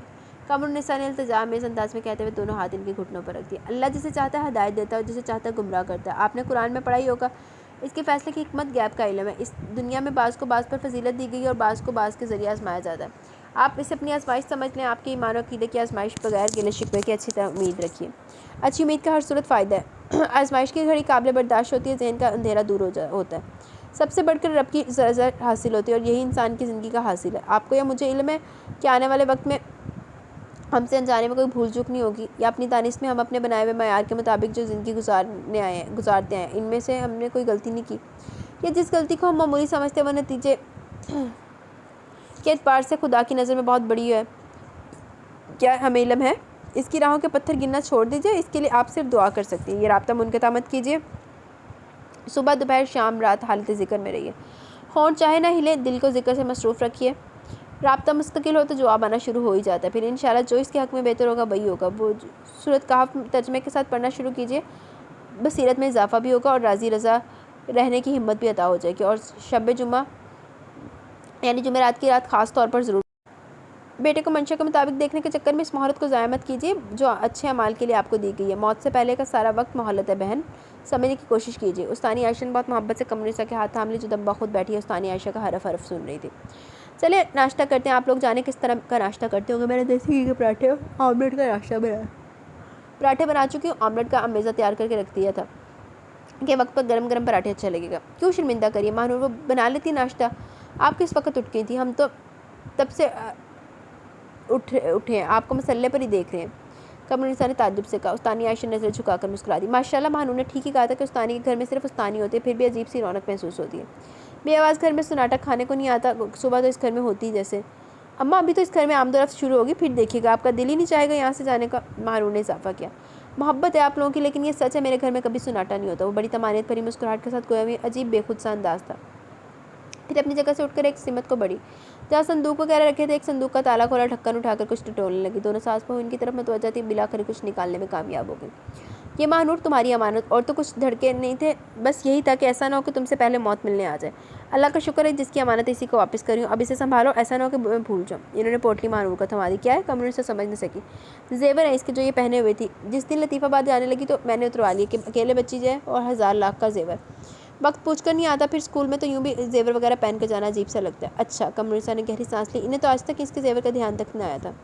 آپ نے نہیں پوچھا مانور سے کہ زیور کہاں ٹھکانے لگا ہے؟ استانی مسکراتے ہوئے پوچھ رہی تھی اور صندوق میں تالا ڈال رہی تھی۔ سچ مانے میں تو مانور کو دیکھ کر سب کچھ بھول گئی تھی، ذرا سے دھیان آیا، یقین کریں، قمرنسا نے کہا۔ مانور نے پوٹلی ساس کو تھما دی۔ پاشا نے تو پوچھا ہوگا؟ استانی نے مانور سے پوچھا۔ مانور نے نفی میں سر ہلایا۔ انہیں یقین ہوگا کہ میں نے غصے میں کہیں پھینک دی ہوں گی۔ مانور کے ہونٹوں پر ایک پرحجاب مسکراہٹ تھی۔ قمرنسا نے پہلی مرتبہ مانور کے منہ سے پاشا کا ذکر اچھے انداز میں سنا، انہیں عجیب سی مسرت ہوئی۔ وہ کہاں دھیان کرتا ہے، اسے تو اپنے چکروں سے فرصت نہیں، قمرنسا نے ہنس کر کہا۔ ویسے بہن آپ کا بہت شکریہ دونوں امانتوں کی حفاظت بخیر و خوبی کرنے کا، قمرنسا نے شکریہ ادا کیا۔ ویسے مانور زیور پہن کر تو دکھاؤ، بہت اچھی لگی ہوگی جب پہنے ہوں گے، استانی عائشہ نے کہا۔ ان کپڑوں پر اتنے بھاری جولری، مانور دھیرے سے ہنس پڑی۔ ابھی تو ولیمے کی تقریب باقی ہے بہن، آپ کو کارڈ دینے خود آؤں گی، آپ کو آنا ہوگا اس دن، دیکھ لیجیے گا اسے زیور پہنے، قمرنسا نے کہا۔ اچھا ابھی تک ولیمہ نہیں ہوا؟ استانی حیران ہوئی، پھر ہنس پڑی۔ کیا آپ کا پوتا بھی ولیمے سے شرکت کرے گا؟ کب کریں گی؟ دولہا تو شہر واپس آ جائے، ساتھ خیریت کے ساتھ قمرنسا نے قدر افسردگی سے جواب دیا۔ انشاءاللہ وہ جلدی آئے گا، چلے آئے ناشتہ کر لیں، پھر بچے آ جائیں گے تو شور ہو جائے گا، استانی نے کہا اور کمرے سے نکل گئی۔ ریبا حواس پاختہ سی گھر میں داخل ہوئی، عجلت میں دانیہ کو سلام کیا۔ بھابی بڑی اماں کہاں ہے؟ اس نے خالی لاؤنج پہ نظریں گھمائی۔ شاید کچن میں، دانیہ نے اندازاً بتایا۔ چھت پر تو نہیں ہے نا؟ ریبا نے یقین کرنا چاہا۔ نہیں، چھت پر کیا کرنے جائیں گی، ان کے تو گھٹنوں میں ویسے بھی درد رہتا ہے، زینہ چڑھنے میں تکلیف ہوتی ہے۔ اور مومل کہاں ہے؟ اس نے دوسرا سوال کیا۔ وہ اوپر کمروں کی جھاڑ پہنچ کر خیریت ہے، بڑا پر اسرار سا اسٹائل ہے اس وقت، دانیہ الجھتے ہوئے اسے دیکھنے لگی۔ مومل کی بچی کو لائی ہوں گاڑی میں اپنی آیا کے ساتھ، میں اندر آ رہی ہوں، خیال رکھیے گا، وہ یہ کہہ کر تیزی سے پلٹ گئی۔ دانیہ نے گویا سر پیٹ لیا، یہ بیوقوف کچھ نہ کچھ کر کے رہے گی، بڑی اماں سے جھاڑ کھائے، شاید زیادہ دن ہو گئے بیچارے کو، یہاں سے بھی نکلوائے گی، وہ پیرا دیتے ہوئے سوچ رہی تھی۔ تھوڑی دیر بعد ریبا بچی اور اس کے آیا کے ساتھ اندر آتی داخل ہوئی دکھائی دی اور پھر بیرونی زینے کی طرف بڑھ گئی۔ دانیہ بھی چل پڑی، تینوں آگے پیچھے اور اوپر پہنچی۔ مومل گیلری میں رکھی رہائشی کرسیاں جھاڑنے میں بہت تندی سے مصروف تھی، اپنی دھن میں مگن کہ اسے تینوں کی آمد کا احساس نہ ہوا۔ مومل، ریبا نے یوں پکارا جیسے کسی کو شرارتاً چونکانے ڈرانے کی کوشش کی جاتی ہے۔ مومل باقی پوری طرح چونک پڑی، پھر کھچل سی ہو کر سلام کرنے لگی۔ شاید اس نے آیا کو پہلی بار دیکھا تھا، اس لیے اس نے کوئی خاص تاثر نہیں دیا اور کام روک کر اپنی جگہ کھڑی ہو گئی۔ دیکھو مومل، کون آیا؟ مومل نے بچی آیا کی گود سے لے کر مومل کے قریب چلی گئی۔ ریبا اب مومل سٹپٹائی بچی کی طرف دیکھنے کی بجائے آیا اور دانیہ کی طرف دیکھنے لگی۔ ادھر کیا دیکھ رہی ہو؟ ادھر دیکھو، بتاؤ کون ہے یہ؟ ریبا نے بچی اس کی طرف بڑھائی۔ مومل نے بہت ڈرے سمے انداز میں بچی کی طرف دیکھا۔ ریڈ اور بلیک ڈیزائن کی فراک اور ریڈ فریل والی ٹوپی میں گلابی سی بچی بے خبر سو رہی تھی۔ بچی کے بالوں کی گہری سیاہی اور گھنی پلکیں اس کی نمایاں خصوصیات میں سے تھیں۔ لو، میں گود میں لے لو، تمہاری بیٹی ہے، ریبا نے کہا۔ مومل نظر جھکا کر انگلیاں چٹکانے لگی۔ ریبا تم یہاں رکو، ہم نیچے بیٹھے ہیں، ٹھیک ہے؟ دانیہ سمجھ کے وہ ان کی وجہ سے بہت حواس باختہ ہو رہی ہے، کم عمری، ناتجربہ کاری، جہالت، خوف علاوہ شرمندگی اور احساس گناہ کے اس کے چہرے پر عجیب سے تاثرات ہیں۔ تانیہ عورت کو لے کر چلی گئی۔ مومل دیکھو یہ تمہاری بیٹی ہے، تمہارا دل نہیں چاہ رہا کہ اسے پیار کرو؟ مومل خاموش رہی۔ گود میں لو نا، میں تو اسے تمہارے لیے خطرہ مول لے کر لائی ہوں، دیکھو تو کتنی پیاری ہے۔ مومل نے نظریں اٹھائی، نہ خاموشی ٹوٹی۔ ارے بھائی یہاں کسی کا ڈر نہیں ہے تو کوئی نہیں دیکھ رہا؟ ریبا کو اس کی سر موہری بے حسی پر بہت تعجب ہو رہا تھا۔ اس کو تو خیال تھا کہ مومل بڑے جوش و خروش سے بچی کو گود میں لے گی، ڈھیروں پیار کرے گی، شاید روئے گی، مگر وہاں تو جیسے کوئی مٹی کا بت کھڑا تھا۔ توبہ، ماں کوئی ایسی ہوتی ہے؟ کوئی بھی نہیں ہوا، کچھ بھی نہیں ہوا تمہیں اسے دیکھ کر؟ ریبا کو اپنی محنت عقائد جاتی نظر آئی تو انہیں غصہ آیا۔ میں ماں کہاں ہوں بی بی، میں تو اکیلی ہوں، اپنی ماں بہن کے ساتھ رہتی ہوں۔ وہ اتنا کہہ کر جھاڑن درست کرنے لگی۔ ذرا فلاسفی جھاڑنے کی ضرورت نہیں۔ اچھا، ریبا چلائی، یہ تو خیر میں سمجھتی نہیں کہ آپ ابھی مجھے کو کیا بولی۔ مومل ریبا کی خفگی سے ڈر گئی۔ میں نے اماں سے ایک مرتبہ بولا تو وہ بولی زبان کاٹ دوں گی، اب جو بولی۔ اس کو تھوڑی پتہ کہ میں کوٹھی گئی تھی۔ وہ بولتی ہے گود میں بھی نہیں لینا، اگر بھول سے بھی کبھی دیکھا تیری کیا بارات آئی تھی؟ جن کی بارات آتی ہے وہ بچہ گود میں لیتی ہیں۔ آپ اسے یہاں سے لے جائیں، اماں چھت پر ہیں، کہیں دیکھ نہ لے۔ میں ہوں نا، کیا کہیں گی؟ کچھ نہیں بولیں گی، لے لو گود میں۔ مومل نے دھیرے سے نظر اٹھائی، لہجہ پر بچی کو دیکھا مگر اس کے اسپاٹ چہرے پر کوئی تاثر نہیں ابھرا۔ ریبا کو سخت مایوسی ہوئی۔ تمہیں یاد نہیں آتی ہے اس دن تو تم بہت تڑپتی ہوئی آئی تھی؟ ریبا چڑھ کر کہہ رہی تھی۔ جی بی بی، یہ میرے پیٹ میں گھومتی تھی تو میں سوچتی تھی پتہ نہیں بچہ کیسا ہوگا جو میرے اندر ہے، پھر کیسے میں خالی بھی ہوگی۔ میں نے دیکھا بھی نہیں، اس لیے چلی گئی تھی اسے دیکھنے۔ میں نے دیکھ لیا ہے، اب آپ اسے لے جائیں۔ اس کی آواز پر آ گئی۔ اماں بہت مارے گی۔ ارے واہ، ایسی مارے گی؟ اگر کچھ کہے تو مجھے کہنا، میں سمجھا دوں گی۔ اف، کس قدر بے وقوف اور ڈرپوک ہو تم۔ اب اگر تم نے کبھی کہا تب بھی نہیں دکھاؤں گی۔ آج ممی صبح کی فلائٹ سے ڈیڈی کے ساتھ اسلام آباد چلے گی تو میں نے سوچا موقع اچھا تم دیکھ سکتی ہو، مگر بھائی خیر اچھا، تم اپنا کام کرو۔ ریبا کا سارا گوشت و خروش ٹھنڈا پڑ گیا تھا، چہرے سے کوفت صاف تھی۔ وہ بچے کے لیے نیچے چلی آئی۔ بڑی اماں چوکیدار کو مہانہ دے کر پلٹ رہی تھی۔ انہوں نے تعجب سے زینہ اترتی ریبا کو دیکھا۔ ارے یہ کس کا بچہ اٹھائے پھر رہی ہے؟ جگنو تو نہیں ہے؟ یہ تو بہت چھوٹا بچہ دکھائی دے رہا ہے۔ ان کی چال میں رخت تیزی آ گئی۔ ارے ریبا بیوی، یہ کس کی سوغات ہے گود میں؟ وہ قریب آ کر بولی۔ السلام علیکم بڑی اماں۔ ریبا پہلے تو تھوڑا سا گھبرائی، پھر فوراً سنبھل گئی۔ یہ ہمارے یہاں جو عورت کام کرتی ہے نا، اسی کا بچہ، لڑکی ہے بڑی اماں، اس نے بے ربط سی ہو کر جواب دیا۔ مار کیا شوق رہ جاتے ہیں؟ ماں کہاں ہے جو اس کی جو تو اٹھائے پھرتی ہے؟ شادی ہوگی خیر سے، عقل و ہوش کے ناخن لے، ساس سسر کے سوچیں گے نوکروں کے بچے کھلاتی پھرتی ہے۔ ہم لوگ تو برا نہیں مانتے کہ انسانوں کے بچے، مگر تمہاری سسرال کا مزاج ذرا دوسرا ہے۔ تم اس طرح رہو جس طرح ان کا رہن سہن ہے، سمجھی؟ تو کہ اس کی ماں اوپر ہے؟ اوپر کیا کری ہے؟ اچھا، وہ بانکی جھمیلی کی ماں سے ملنے گئی ہو کہ اوپر؟ انہوں نے خود ہی اندازہ لگا لیا۔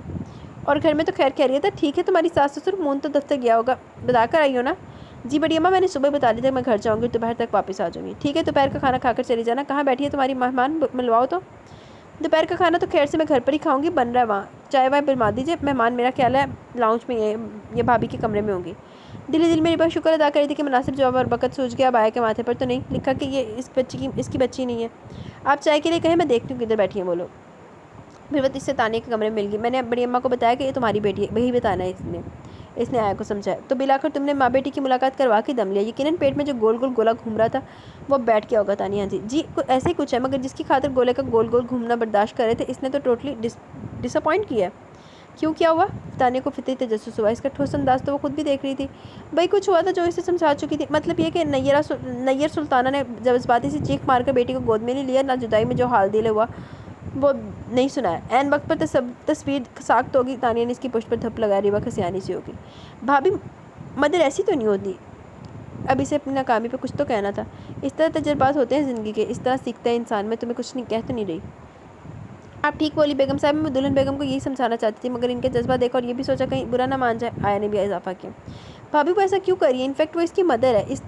اس دن جب وہ ہمارے یہاں آئی تھی تو اس کے ٹھیک سے چلا بھی نہیں جا رہا تھا اور بچی سے ملنے کے لیے مری جا رہی تھی۔ ٹوٹلی ایک مدر کے ایکسپریشن تھے، مگر آج تو وہ بالکل ہی چینج تھی۔ ہو سکتا ہے اس کی مدر نے اسے کچھ زیادہ ہی پیٹ ڈالا ہو۔ ریبا نے اپنی صفائی پیش کرتے ہوئے کہا۔ چلو خیر، جو ہوا سو ہوا، تمہاری تسلی تو ہوگی، تمہارے تجربے میں اضافہ ہوا، تمہارے اندر کچھ بزرگی کے جراثیم داخل ہوئے۔ تانیہ نے آگے بڑھ کر بچی کے رخسار پر بوسہ لیا۔ دیکھیں، آپ نے بھی پیار کر لیا مگر اس پر کوئی اثر نہیں۔ اچھا اب چھوڑو بھی، ہو گیا تمہارا شوق پورا بس۔ مجھے تو اس پر ترس آ رہا ہے، بے گناہ بے قصور بیبی، دل چاہ رہا ہے کہ میں اسے خود ہی رکھ لوں اور اس کی اتنی کیئر کروں کہ اسے اور کسی کی ضرورت محسوس نہ ہو۔ اچھا بس خود کو یہیں روک لو، بہت ہو گیا، تمہارے اپنے بچے ہو جائیں گے تو بھوت اتر جائے گا۔ تانیہ نے جھاڑا تو آیا بھی مسکرانے لگی۔ خالہ جان، آپ کراچی کس کے پاس گئی تھی؟ جب میں پہلی بار آپ سے ملی آپ کراچی سے حیدرآباد واپس آ رہی تھی۔ میں اس لیے پوچھوں کہ کراچی میں آپ کے کوئی رشتہ دار رہتے ہیں؟ مانو نے پوچھا۔ سارے اللہ کے بندوں سے رشتہ داری ہے بیٹی، کوئی خصوصی رشتہ دار نہیں۔ کراچی میں تو میں ہسپتال گئی تھی، مجھے ہر دوسرے مہینے چیک اپ کرانا ہوتا ہے، استانی نے جواب دیا۔ کیسا چیک اپ؟ ماں نور کے ساتھ ساتھ ایک امرونسا بھی چونک پڑی۔ میری ریڑھ کی ہڈی کا آپریشن ہوا تھا۔ مائی گاڈ، آپ کی دیکھ بھال کس نے کی؟ اتنا سیریس آپریشن ہوتا ہے یہ تو؟ ماں نور نے افسوس کرتے ہوئے پوچھا۔ اللہ نے دیکھ بھال کی، اس سے اچھی دیکھ بھال کون کر سکتا ہے؟ قرآن کہتا ہے تجھ پر وہ پڑی جو تو نے کمائی۔ تکلیف کے وقت یہ احساس کہ یہ تکلیف نہیں دیتا۔ ہم اپنی تکلیف کا بندوبست خود کرتے ہیں، یہ اعتراف روح کو ہلکا کر دیتا ہے اور تکلیف برداشت کرنے کی ہمت بھی پیدا ہو جاتی ہے۔ ہر ٹیس پہ یہی کہتی تھی کہ آپ نے ٹھیک کیا، میں اسی لائق ہوں گی، آپ پاک ہیں ہر شک ہر الزام سے، میں ہی ظالموں میں سے ہوں، آپ سے زیادہ نفیس و نپت اللہ دفتر کون لکھ سکتا ہے۔ یہ خیال قائم ہوا تو اس نے قوت دے دی، رحم کر دیا، تھپک دیا، معاف کر دیا، آنسو پہنچ دیا، پھر تو تکلیف ہی ختم ہوگی، جیسے آسان ہو گیا جھیلنا۔ استانی نے آنکھوں کے گوشے انگلی کے پور سے صاف کیے۔ ماحول پر ایک کشش کے اثر سے گویائی کم ہو گئی تھی، گفتگو کا تاثر ہر شے سے جھلک رہا تھا، الفاظ تھے، شور آواز نہیں تھا، کسی ایکتا کی لاسانی گویائی نے ہر شے پر غلبہ پا لیا۔ دل کیسے بولتا ہے، گویائی کا کمال کیا ہوتا ہے، بول لاسانی۔ تو ٹھیک ہے، اب آپ آئیں گی کراچی تو میرے گھر بھی مہمان ہوگی۔ قمر النساء نے فوراً مدعو کر لیا، ان کے دل میں ابھی تک رغبت آ رہی تھی۔ اگر میں یہ کہوں کہ آپ کی خدمت کر کے بہت بڑی خوشی حاصل کروں گی تو کیا آپ مجھے اس کا موقع نہیں دیں گی؟ مانو نے ان کے ہاتھ تھام لیے۔ انشاءاللہ اب کراچی کا لکڑ لگا تو آپ کے یہاں بھی حاضری لگے گی۔ محبت کرنے والوں کے درمیان بیٹھ کر کون خوش نہیں ہوتا، استانی نے جواب دیا۔ مظاہر کا دیا وہ وقت ہو چکا تھا، انہوں نے سپہر تک پہنچنے کا کہا اور یہ بھی کہ استانی سے خصوصی طور پر مل کر شکریہ ادا کرنا چاہتے ہیں، اس لیے ذرا جلدی آئیں گے تاکہ ان سے کچھ دیر بات چیت بھی ہو سکے۔ بہت نیک بچہ، آپ بھی مل کر خوش ہوں گی۔ اب یہ دیکھیے، سب لوگ بدنامی رسوائی کے خوف سے اسے چھوڑ کر بیٹھے ہیں، مگر وہ برابر اس کی خیر خیریت کی خبر رکھتا ہے۔ اتنا بڑا افسر ہے، وہاں اسے کہاں فرصت ملتی ہوگی، ایسے بغیرت افسر دی ورا تو سارا کچھ ہویا، خیر خبر لاخدہ تو کوئی سان نہیں کردا۔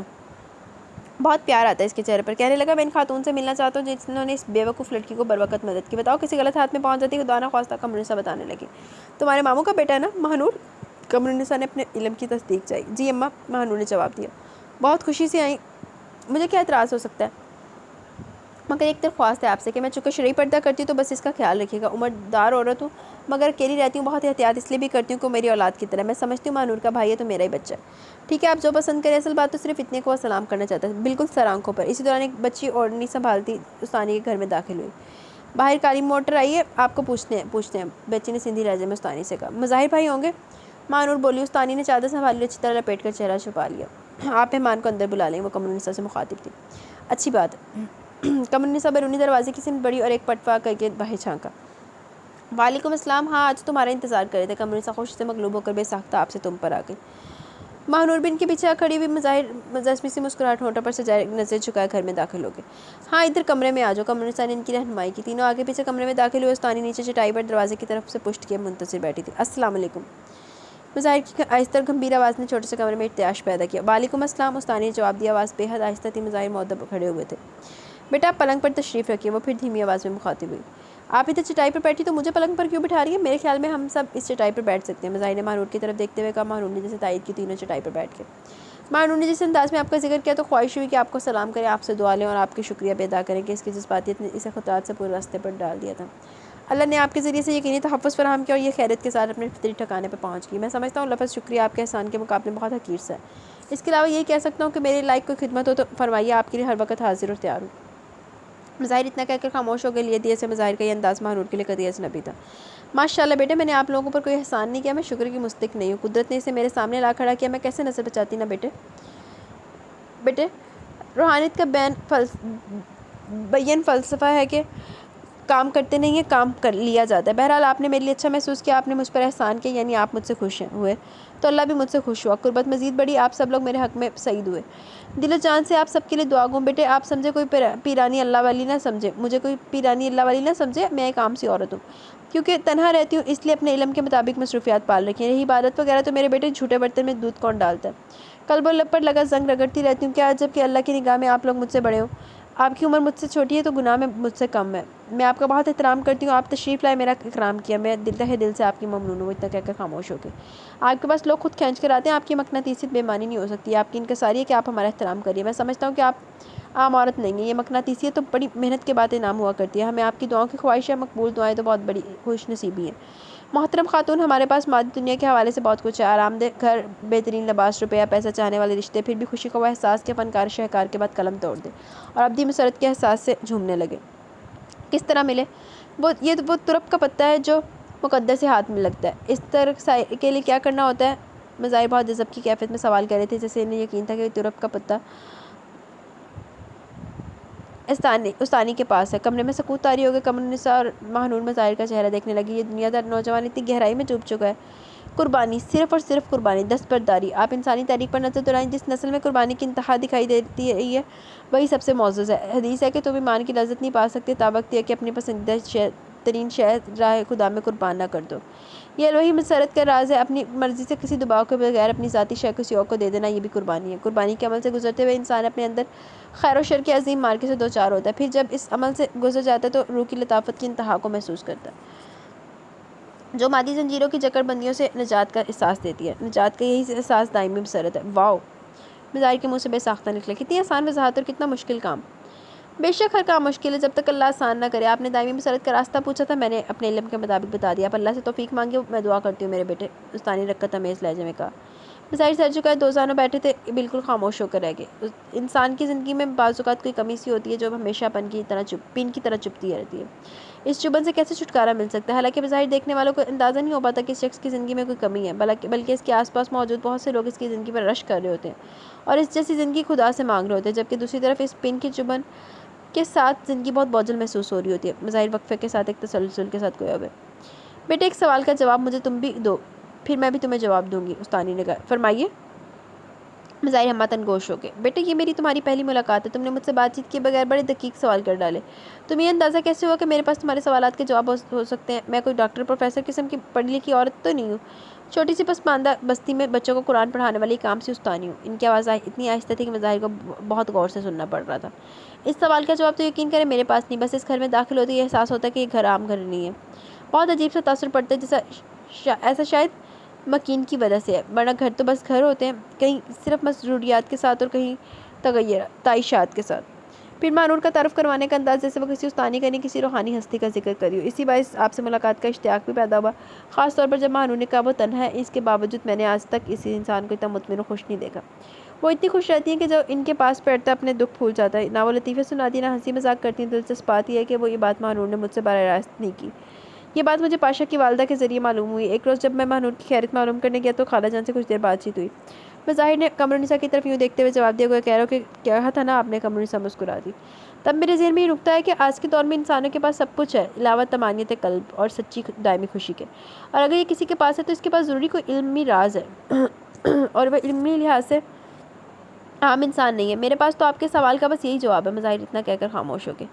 بیٹے تنہائی، شوق مطالعہ، فطرت میں تجسس، قرآن میں تفکر اور بعمل استاد، یہ تعلیمی لوازمات پورے ہوں گے تو قدرت توفیق دے ہی دیتی ہے، ورنہ علم کی تو کوئی انتہا ہی نہیں ہے۔ ہزاروں سال کی عمر ہو اور ہر لمحہ حصول علم میں صرف ہو، تب بھی انسان علم کی پہنائیوں کو نہیں ناپ سکتا۔ البتہ اگر اتنا علم مالک دے دے کہ زندگی آسان ہو جائے، یہ بھی بہت ہے۔ علم و دانائی کی مختصر ترین تشریح یہ ہے کہ آپ اپنے دین دنیا کے فائدے اس طرح حاصل کریں کہ کسی کا نقصان نہ ہو، حق تلفی نہ ہو، اتنا علم بھی بہت ہے۔ آپ نے درست فرمایا۔ آپ کی بات سے ایک سوال میرے ذہن میں یہ پیدا ہوا کہ آپ کا کوئی استاد بھی ہے؟ مظاہر نے پوچھا۔ جی بیٹے، بغیر استاد کی سینہ کہاں فراخ ہوتا ہے؟ استانی نے مختصر جواب دیا۔ وہ کہاں ہوتے ہیں؟ مظاہر جیسے چونک پڑے۔ کراچی ناظم آباد پیٹرول پمپ کے قریب ان کی رہائش ہے، استانی نے کہا۔ کیا عمر ہوگی ان کی؟ کراچی میں سن کر تو مظاہر کے اندر ایک نیا جوش پیدا ہو گیا۔ تقریباً 103 سال، بہت سکون سے جواب دیا گیا۔ تینوں کے تینوں بری طرح چونک پڑے۔ 103 سال؟ جی، حکمت فرماتے ہیں ان کا آبائی پیشہ ہے، اتنی عمر کے باوجود نہ ان کی کمر میں خم ہے، نہ دوریا نزدیک کی نظر کی اینک استعمال کرتے ہیں۔ اکثر روزے سے ہوتے ہیں مگر دیکھنے والوں کو ہر دم تازہ دم دکھائی دیتے ہیں۔ آپ کتنا عرصہ ان کے قریب رہی؟ مظاہر نے ان کی بات کا مکمل ہوتے ہی اگلا سوال کیا۔ بہت عرصہ، سالوں مہینوں کا کچھ اندازہ نہیں، بس یوں سمجھیے کالا سر لے کر ان کے آستانے پر گئی تھی، جب وہاں سے نکلی تو سر میں چاندی کے تار چمک رہے تھے۔ استانی نے پھر آہستہ سے جواب دیا۔ پھر تو آپ نے ان سے بہت کچھ سیکھا ہوگا؟ مانو نے بے ساختہ کہا۔ کوشش کی تھی۔ استانی کی آواز ہمز آہستہ تھی۔ کیا وہ بیعت کرتے ہیں یا ان سے ویسے بھی ملاقات کی جا سکتی ہے؟ مظاہر نے پوچھا۔ نہیں، وہ کوئی سلسلہ نہیں چلا رہے، بس لوگ ان کی صحبت میں بیٹھنا پسند کرتے ہیں۔ کمال کا حافظہ ان کا، کوئی ایک بار ان سے ملاقات کر لے تو بھولتے نہیں ہیں، سڑک پر بھی کھڑا ملتے تو پہچان لیتے ہیں۔ استانی نے بتایا۔ آپ نے ان سے کس طرح سیکھا؟ مظاہر کے اندر عجیب سی جستجو جاگ رہی تھی۔ بس ان کی خدمت کرتے ہوئے، لوگ ان کے پاس آتے جاتے باتیں کرتے میں سنتی رہتی۔ آپ ان کے پاس کیا کام کرتی تھی؟ مجھے ان کی ذاتی خدمت کی سعادت حاصل رہی ہے، آپ مجھے ان کی خادمہ تصور کریں۔ استانی نے مبہم سا جواب دیا۔ آپ سے ملاقات تو بہت بڑی خوش بختی ہوئی کہ آج کے دور کی ناباغہ روزگار شخصیت بلکہ آپس میں شخصیات سے ملاقات و تعارف کے سلسلے ہوئے۔ کتنی آسودگی ہوتی ہے ان صحبتوں میں جہاں بیٹھ کر انسانی حقیقی سکون کی مسرت سے ہمکنار ہوتا ہے۔ آپ کے ملک ملک نامی آپ کے ملک کی نامی گرامی شخصیات ان کی قدم بوسی کے لیے حاضر ہوتی ہیں۔ جن لوگوں کو سب نے صرف اخباروں میں پڑھا ہے میں ان کے شجروں سے واقف ہوں۔ اس ملک کی بڑی شخصیات میں صرف بدعنوان لوگ ہی نہیں، ایسے بھی لوگ ہیں جن کی دعائیں نیم شبی سے شب فروزہ ہوتی ہیں اور سحرگاہی سے سحر کی آنکھوں میں کرب کے سوتے پھوٹتے ہیں۔ واہ سبحان اللہ! پھر آپ ان کی صحبت چھوڑ کر یہاں تنہائی میں کیوں چلی ہیں؟ مظاہر کو تعجب تھا ان کے حکم پر۔ آپ فرماتے ہیں بخیل ہے اور بدبخت ہے جس کے سینے میں ایسا علم ہے جو لوگوں کی فلاح کے کام آ سکتا ہے، جس سے نقص امن کا خطرہ ٹل سکتا ہے، وہ اسے لوگوں تک منتقل نہ کرے اور ساتھ قبر میں لے جائے۔ آپ فرماتے ہیں ہمارے جلائے ہوئے چراغ لے کر بستیوں میں جاؤ جہاں اندھیرا زیادہ ہے، زندگی مقصد کے ساتھ گزارو، بے مقصد سانسیں پوری کرنا کوئی خوبی نہیں ہے، یہ کام تو چوپائے بھی کر رہے ہیں۔ آدم کی ساری اولاد اشرف المخلوقات نہیں ہے جو خدا سے قریب ہے، اس کے بندوں کے خیر خواہ مقصد کے ساتھ زندہ ہے، وہی اشرف ہے۔ صبح اٹھنا، کھانا پینا، باتیں بنانا، پھر کھانا، سونا، پھر اٹھنا، چائے پینا، ٹی وی دیکھنا، ٹیلی فون پر تیری میری برائیاں کرنا، فلم و ڈراموں فیشن پر تبصرے، پھر سونا، گھر کے کام میں بیچ بیچ میں، مگر وقت کا زیادہ کس طرح کہیں بھی تو اشرفیت کا پہلو نہیں نکل رہا۔ بچوں کو مہنگے اسکولوں میں پڑھانے سے تربیت کا حق ادا نہیں ہو جاتا۔ بچوں کو ان کی بےہودگیوں پر یہ کہنا کہ ذہانت و خود اعتمادی ہے ان کے ساتھ بہت زیادتی ہے۔ اس نرم مٹی کی مناسب دیکھ بھال کے ساتھ دھلائی نہ ہو تو قدرت کے ساتھ مذاق و بددیانتی ہے۔ عورتیں بچوں کی تربیت میں محنت کر لیں تو یہ بھی زندگی کا بہت بڑا مقصد ہے۔ بس اسی طرح کی تاکید و تلقین کرتے ہیں، بس یوں سمجھیں وہاں اخلاقیات پر بہت زور ہے۔ فرماتے ہیں جس کی اخلاق سمجھ جائے اس کے مذہب آسان ہو جاتے ہیں۔ واہ سبحان اللہ! کمرنسا کے منہ سے بے ساختہ نکلا۔ اس میں تو کوئی شک نہیں، ایسی بستیوں میں آپ جیسی شخصیت واقعی اندھیرے میں چراغ کی مثال ہے۔ مظاہر نے کہا کوشش ہے بیٹے، اللہ قبول کرے اور میرے اعمال نامے کے بائیں پلڑے کا وزن ہلکا ہو۔ استانی کی آواز آخری لفظ تک پہنچتے پہنچتے بالکل معدوم ہو گئی۔ بیٹے ابھی تو آپ کی عمر کچھ نہیں، ابھی آپ نے دیکھا کیا، یہ کیا جستجو جاگ پڑی اندر۔ اللہ نے آپ کو خوب نوازا، حسب نسب ہے، مشکل صورت ہے، شکل صورت ہے، رزق شادک، عزت کی روزی ہے، ایک روز اچھا جیون ساتھی بھی مل جائے گا انشاءاللہ، کیا کمی محسوس کرتے ہیں آپ؟ استانی کے ذہن میں مظاہر کا سوال محو نہیں ہوا تھا۔ مظاہر نے نگاہ اٹھا کر قمرالنساء اور ماہ کی طرف دیکھا، پھر نگاہ جھکا لی۔ آپ کے خیال میں ایک نعمت یافتہ انسان کیا کمی محسوس کرتا ہے؟ آپ کے علم و اندازے کے مطابق اس میں کیا کمی ہو سکتی ہے؟ مظاہر نے الٹا سوال کر دیا۔ چند ثانیے ماحول پر خاموشی طاری رہی۔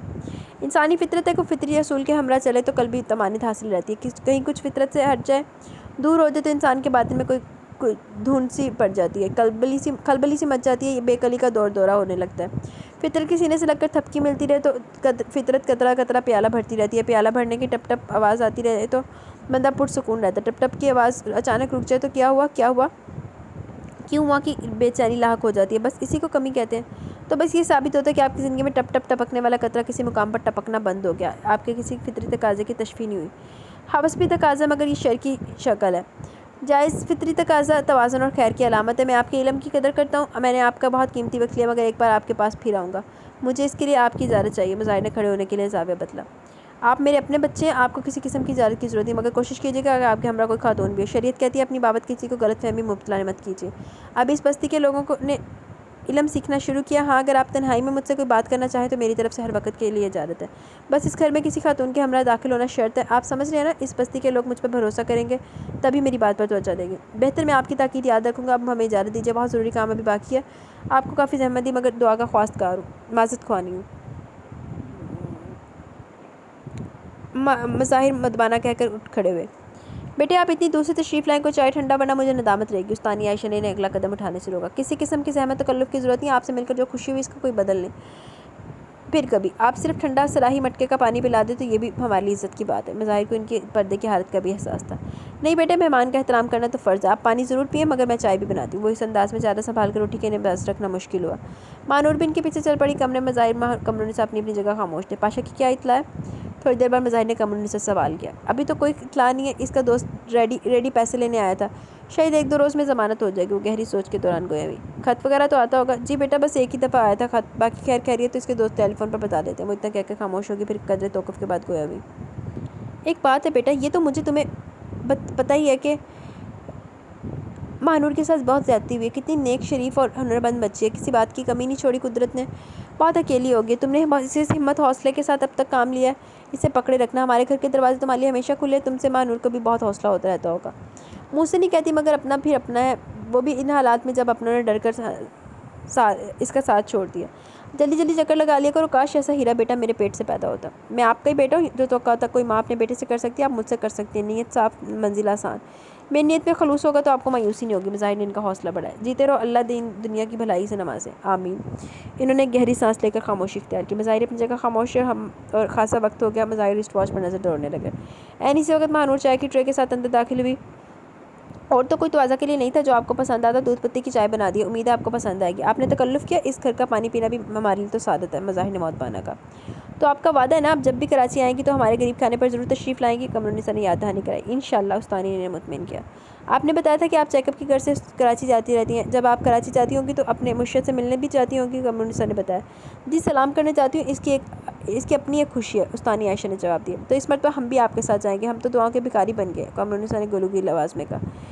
دعائیں لینا تو نیک بختی ہے، یہ بھی مقدر سے ملتی ہیں۔ بیٹا، آپ کے ڈرائیور کو چائے بھجوا دی تھی، کبھی آپ خیال کرتے ہو؟ استانی نے قمر النساء اور مظاہر سے باری باری کہا۔ جی، شکریہ اس توجہ پر۔ اس دوران چائے تمام ہوئی اور انہوں نے اجازت چاہی۔ کراچی واپس پہنچتے پہنچتے تقریباً 7 ہی بج گئے تھے۔ ظاہر، مہانور قمر النساء کو خود ڈراپ کرنے آئے تھے۔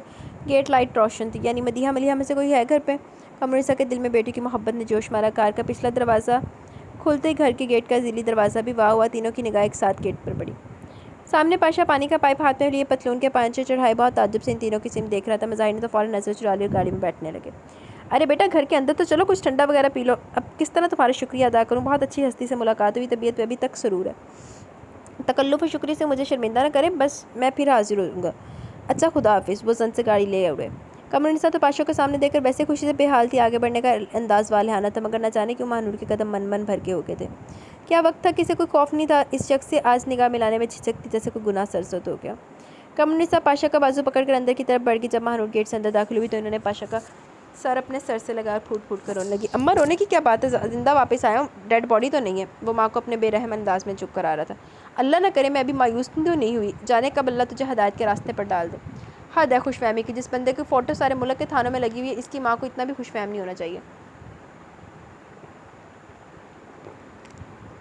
وہ ماں سے مخاطب تھا مگر نظریں مہانور پر تھی۔ لیکن مایوس تو کافر ہوتے ہیں تو اللہ کی قدرت پر یقین نہیں رکھتے، ہم تیری باتوں پر آنے والے نہیں۔ انہوں نے اس کی پشت پر دھپ مارا۔ ایک ماں زندہ سلامت اولاد کو سامنے پا کر کتنی مطمئن ہوتی ہے، یہ عین فطرت ہے، خواہ اولاد کا کردار کیسا ہی ہو۔ وہ اس وقت بہت مسرور تھی، ہزار بار زندگی میں یہ لمحات آئے تھے، اس کا جانا، پھر دھڑکے، اندیشے، خوف، وہم، پھر اس کی اچانک آمد پر دل کھلا دینے والی خوشی، جانے کب سے دھوپ چھاؤں کا کھیل جاری تھا۔ کہاں تفریح ہو رہی ہے ہماری والدہ محترمہ اور ڈیئر کزن کے ساتھ؟ پاشا چلتے ہوئے اس کے پہلو میں آگے، قمر النساء آگے تھی۔ مہانور کو پاشا کا لہجہ بہت عجیب سا محسوس ہوا۔ اماں سے پوچھ لیجیے، وہ سادہ انداز میں گویا بھی ساری تفریح میں وہ ساتھ ساتھ تھیں۔ اگر آپ بتا دیں گی تو کیا بات کا رنگ بدل جائے گا؟ وہ اپنی خوابگاہ کی طرف قدم بڑھ رہے تھے۔ ہو سکتا ہے، مہانور اب سنبھل چکی تھی، لہجہ تیکھا ہو گیا، پھر وہ بیڈ روم میں داخل ہو گئی۔ سوچا تھا گھر جاؤں گا، اماں کو سلام کروں گا، پھر بیڈ روم کا دروازہ بند کر کے ساری ہڈیاں ہلا دوں گا، مگر دھت تیرے کی، یہ ڈیئر کزن کہاں سے آ ٹپکے؟ اماں کو شمیمہ آرا کی نانی بنا کر ساتھ لے گئے، واہ کیا سمجھدار بندہ ہے، آخر ہے نا بیوروکریٹ۔ اماں خود گئی تھی اپنی مرضی سے، ورنہ وہ صرف تمہیں لے جا رہے تھے۔ آئی سی، پاشا نے اس کی بات کاٹ دی۔ جی نہیں، اماں جا رہی تھی اور میں ان کے ساتھ گئی تھی۔ مہانور کا بلڈ پریشر ہائی ہونے لگا۔ ویسے سارے خاندان کو زمانے کی پرواہ ہے، مگر یہ بندہ بڑا جواں مرد ہے، یہ جذبہ ہے ہی ایسا، دل سے ہر طرح کے خوف مٹا دیتا ہے۔ یار سارا موڈ ہی خراب ہو گیا، اس وقت تو تمہیں چھونے کا بھی دل نہیں چاہ رہا، ایک گلاس ٹھنڈا پانی پلاؤ تاکہ کچھ جی سنبھلے۔ مہانور چند ثانیے کچھ سوچتی رہی، پھر پانی لینے باہر چلے گی۔ اس کا ذہن الجھ رہا تھا، کتنا مشکل ہوگا اس کا ساتھ۔ تھوڑی دیر بعد پانی کے ساتھ واپس آئی تو وہ صوفے پہ بیٹھا پتلون کے پونچے نیچے کر رہا تھا۔ وہ گلاس تھام کر اس کے مقابل کھڑی ہوگی۔ اور کیا تسلی تشفی دی ہے ڈیئر کزن نے؟ شاید مجھے پھانسی ہو جائے، اس قسم کے سارے خیال ہوا ہوگا۔ چلو خس کم جہاں پاک، اس نے گلاس مہانور کے ہاتھ سے لیتے ہوئے کہا۔ یار تم چیز ہی ایسی ہو، پردہ اسکرین پر آ جاؤ تو لوگ ملنرو کو یاد کرنا چھوڑ دیتے ہیں۔ لا حول ولا قوت، اپنی بیوی کو مارلن ملرو سے مثال پاشا ہی دے سکتا تھا۔ مہانور کی جان چل کر رہ گئی۔ وہاں جیل میں سب باتیں کرتے تھے، یار ہماری بیوی بہت اداس ہوگی، کوئی کہتا ہے میری بیوی تو میرے بغیر چین ہی نہیں آتا، پیکے تک جا کر نہیں رہتی، کہتی ہے اپنے بستر کے علاوہ کہیں نیند ہی نہیں آتی، یعنی مطلب سمجھ رہی ہو نا، خیر سے شادی شدہ ہو۔ مہانور نگاہ چرا کر دوسری جانب دیکھنے لگی۔ ہم نے کہا بھائی انتہائی قسم کی مجبوری ہے کہ ہم اپنی بیوی کے عاشق زار ہیں، مگر صرف ہماری بیوی تو یوم نجات میں جا رہی ہوگی، پھانسی کی منت تو نہیں مانی تھی؟ اللہ نہ کرے، اس کے منہ سے بے ساختہ نکلا مگر بہت آہستہ۔ پاشا نے چونک کر اس کی جانب دیکھا، ہلکی سی تعجب آمیز مسکراہٹ کا تاثر تھا۔ کیوں بھائی، اللہ کیوں نہ کرے، بڑی روشن راہیں ہیں سامنے۔ وہ پھر شریر انداز میں گویا ہوا۔ پاشا دینا ہمارے لیے نہیں ہے، اسے ہمارے لیے اندھیرے پسند ہے، تو ہمیں بھی منظور ہے۔ بولتے بولتے اس کی آواز رن کی۔ ڈیئر کزن نے موڈ خراب نہ کیا ہوتا تو اس وقت تمہیں اپنے گلے سے لگا لیتے، مگر اس سے زیادہ اللہ والی نہ ہونا۔ سنا ہے اللہ والوں کو ساتھ بہت دیتا ہے، پھر تو سمجھو پھانسی یا گولی، کچھ تو ہو ہی جائے گا تمہاری خوشی کے لیے۔ ہمیں اب کسی خوشی کی طلب نہیں، آپ مطمئن ہو جائیں۔ وہ آنکھوں کی گوشے انگلیوں کے پورے سے صاف کرتے ہوئے بولی۔ بڑی حیران کن تبدیلی ہے، ڈکٹیشن تو نہیں ہے؟ بادشاہ اٹھ کر وہ اپنی وارڈروب کھولنے لگا۔ سنا بدگمانی کا کوئی علاج نہیں، آپ کی کیا خدمت کی جائے؟ چائے، ٹھنڈا کھانا؟ وہ پرسکون لہجے میں پوچھنے لگی۔ کہیں کوئی ایسی برف ملتی جو مغز میں پھڑکتی آگ بجھا دے؟ وہ پلٹ کر پوچھنے لگا۔ نہیں، وہ کوڑا جواب دے کر بیڈ پر بیٹھ گئی۔ کیا خاندان والوں سے دوستی ہو گئی؟ پٹا لیا ہوگا میری ہمدرد ماں نے، انہیں بہو کے ساتھ پورا خاندان چاہیے۔ وہ تلخی سے مسکرایا۔ این جی او کے نمائندے تو اول روز سے پیچھے پیچھے ہیں، ہو گئی ہوگی کسی سفارتی کارروائی۔ مجھے خاندان سے ملاپ پر کوئی افسوس نہیں ہوگا، مگر مسئلہ یہ ہے کہ ڈیئر کزن، خدا کے لیے خاموش ہو جائے، دنیا میں واحد نہیں ہوں جس کے کزن بھی ہیں۔ خاندانی لوگوں کے دستیوں کزن ہوتے ہیں۔ وہ جیسے عاجز آ کر بولی۔ ہاں بھی بہت لکی ہیں ہم، سسرال تو ہمیں خاندانی ملا، دلی اجڑی تھی، سارے خاندان تو نہیں۔ وہ کہکا لگا کر بولا۔ میری جان کھانے کی ضرورت نہیں، میں اماں کو بلاتی ہوں۔ جو پوچھنا پوچھ لیں ان سے۔ وہ جلدی سے اٹھی اور کمرے سے باہر نکل گئی۔ تھوڑی دیر بعد قمرنسا کے ساتھ واپس آئی۔ بتائیے اماں، ہم کہاں گئے تھے سیر و تفریح کرنے؟ وہ بگڑے انداز میں کہہ کر پھر کونے میں چپک گئی۔ خاک دھول سیر و تفریح پر، کیا دیتی ہیں سیر و تفریحیں؟ ہم جن سے مل کر آ رہے، تم ایک بار ان سے مل لو تو ہمارے دن پھر جائیں۔ ایسی پیاری اور پرہیزگار خاتون کہ ان کے پاس بیٹھو تو سارے غم ہی بھول جائیں۔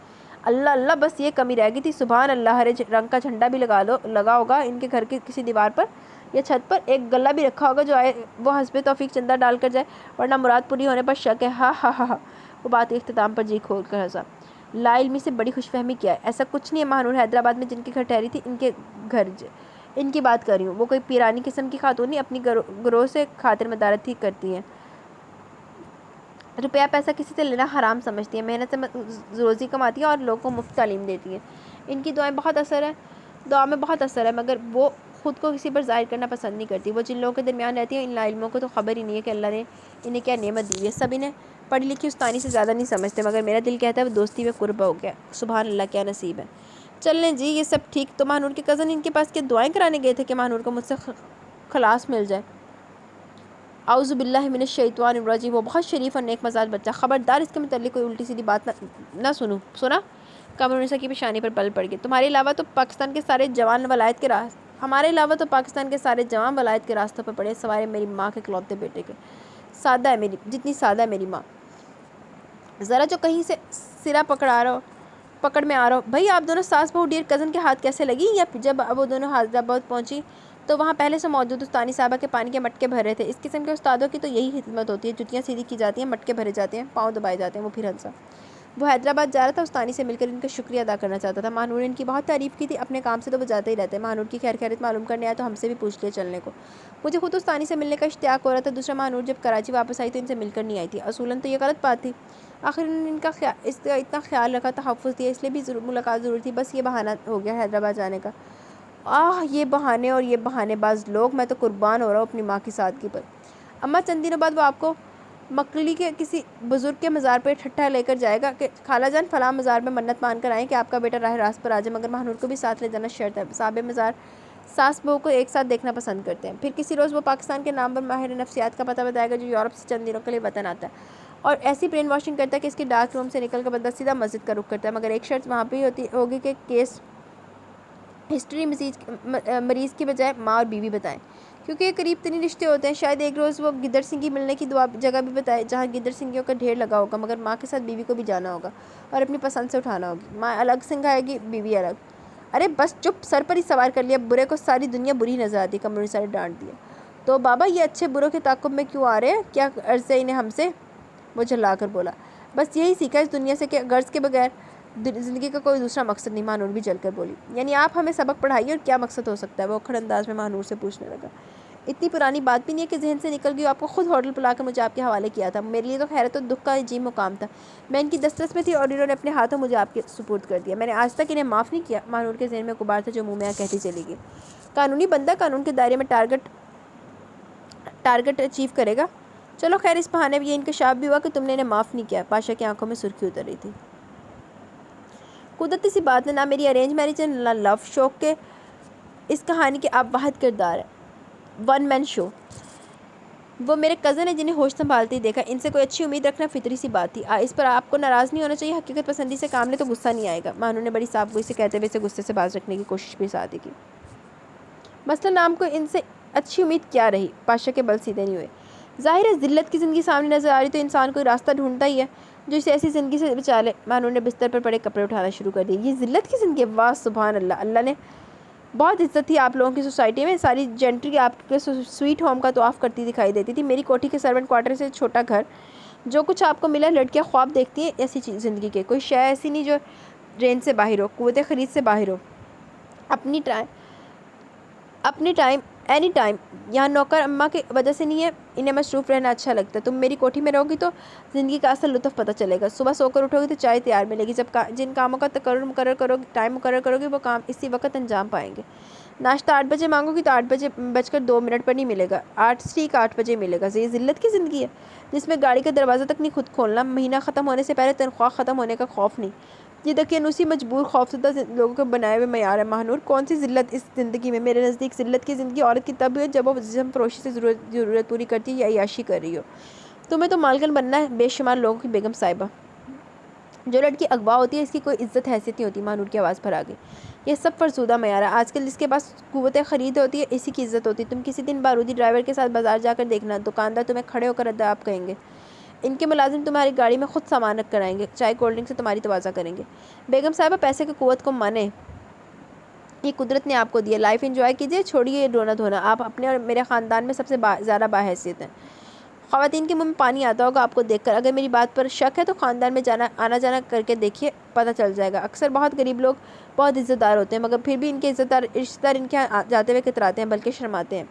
ذلت کی زندگی لوگ ایسی زندگی کا انتظار کرتے قبروں میں اتر جاتے جو تم سے ملنا نہیں چاہتے، نہ ملے۔ تمہیں اس گھر میں سب کچھ میسر ہے، کسی کے بائیکاٹ سے تمہیں کیا فرق پڑتا ہے؟ تمہیں کسی چیز میں کوئی کمی آ رہی ہے؟ جائیں سب جہنم میں، تم اپنی جنت میں سروکار رکھو۔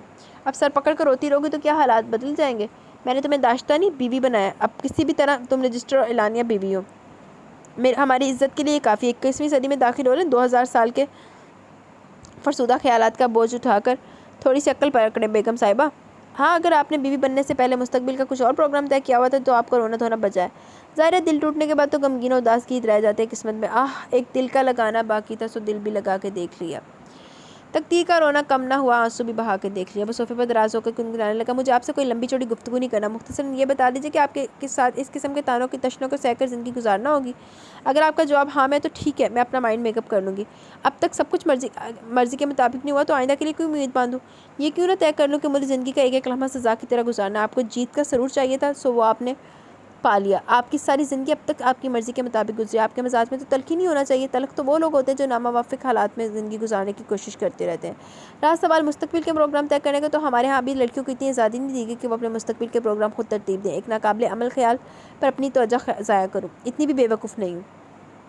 یہ تو خیر میں جانتا ہوں کہ تم سرٹیفائیڈ قسم کی پارس ہو، مگر جوش رقابت کے بارے میں بھی کبھی پڑھا سنا ہوگا۔ میرا مسئلہ یہ ہے کہ میں ایک ٹارگٹ پورا کر کے دوسرا ٹارگٹ پکڑ لیتا ہوں۔ پہلے مسئلہ یہ تھا کہ تمہیں کس طرح حاصل کیا جائے، اب یہ کہ تمہارے دل کیسے جیتا جائے۔ پاشا بہت غور سے اس کی بات سننے کے بعد نارمل موڈ میں گویا ہوا۔ ماہنور نے گو چونک کر اس کی صورت دیکھی۔ پورا وجود تو جیت چکے، اب اس بیچارے دل کے پیچھے مت پڑیے، آپ کو فرق بھی کیا پڑتا ہے؟ وہ تلخی سے مسکرائی۔ نادان دوست، یہی تو سب سے بڑا مارک ہے کہ ماہنور کو مجھ سے سچی محبت ہو جائے۔ اب یہ شوق ہے کہ من پسند عورت جب سچائی سے اظہار محبت کرتی ہے تو کیسی لگتی ہے۔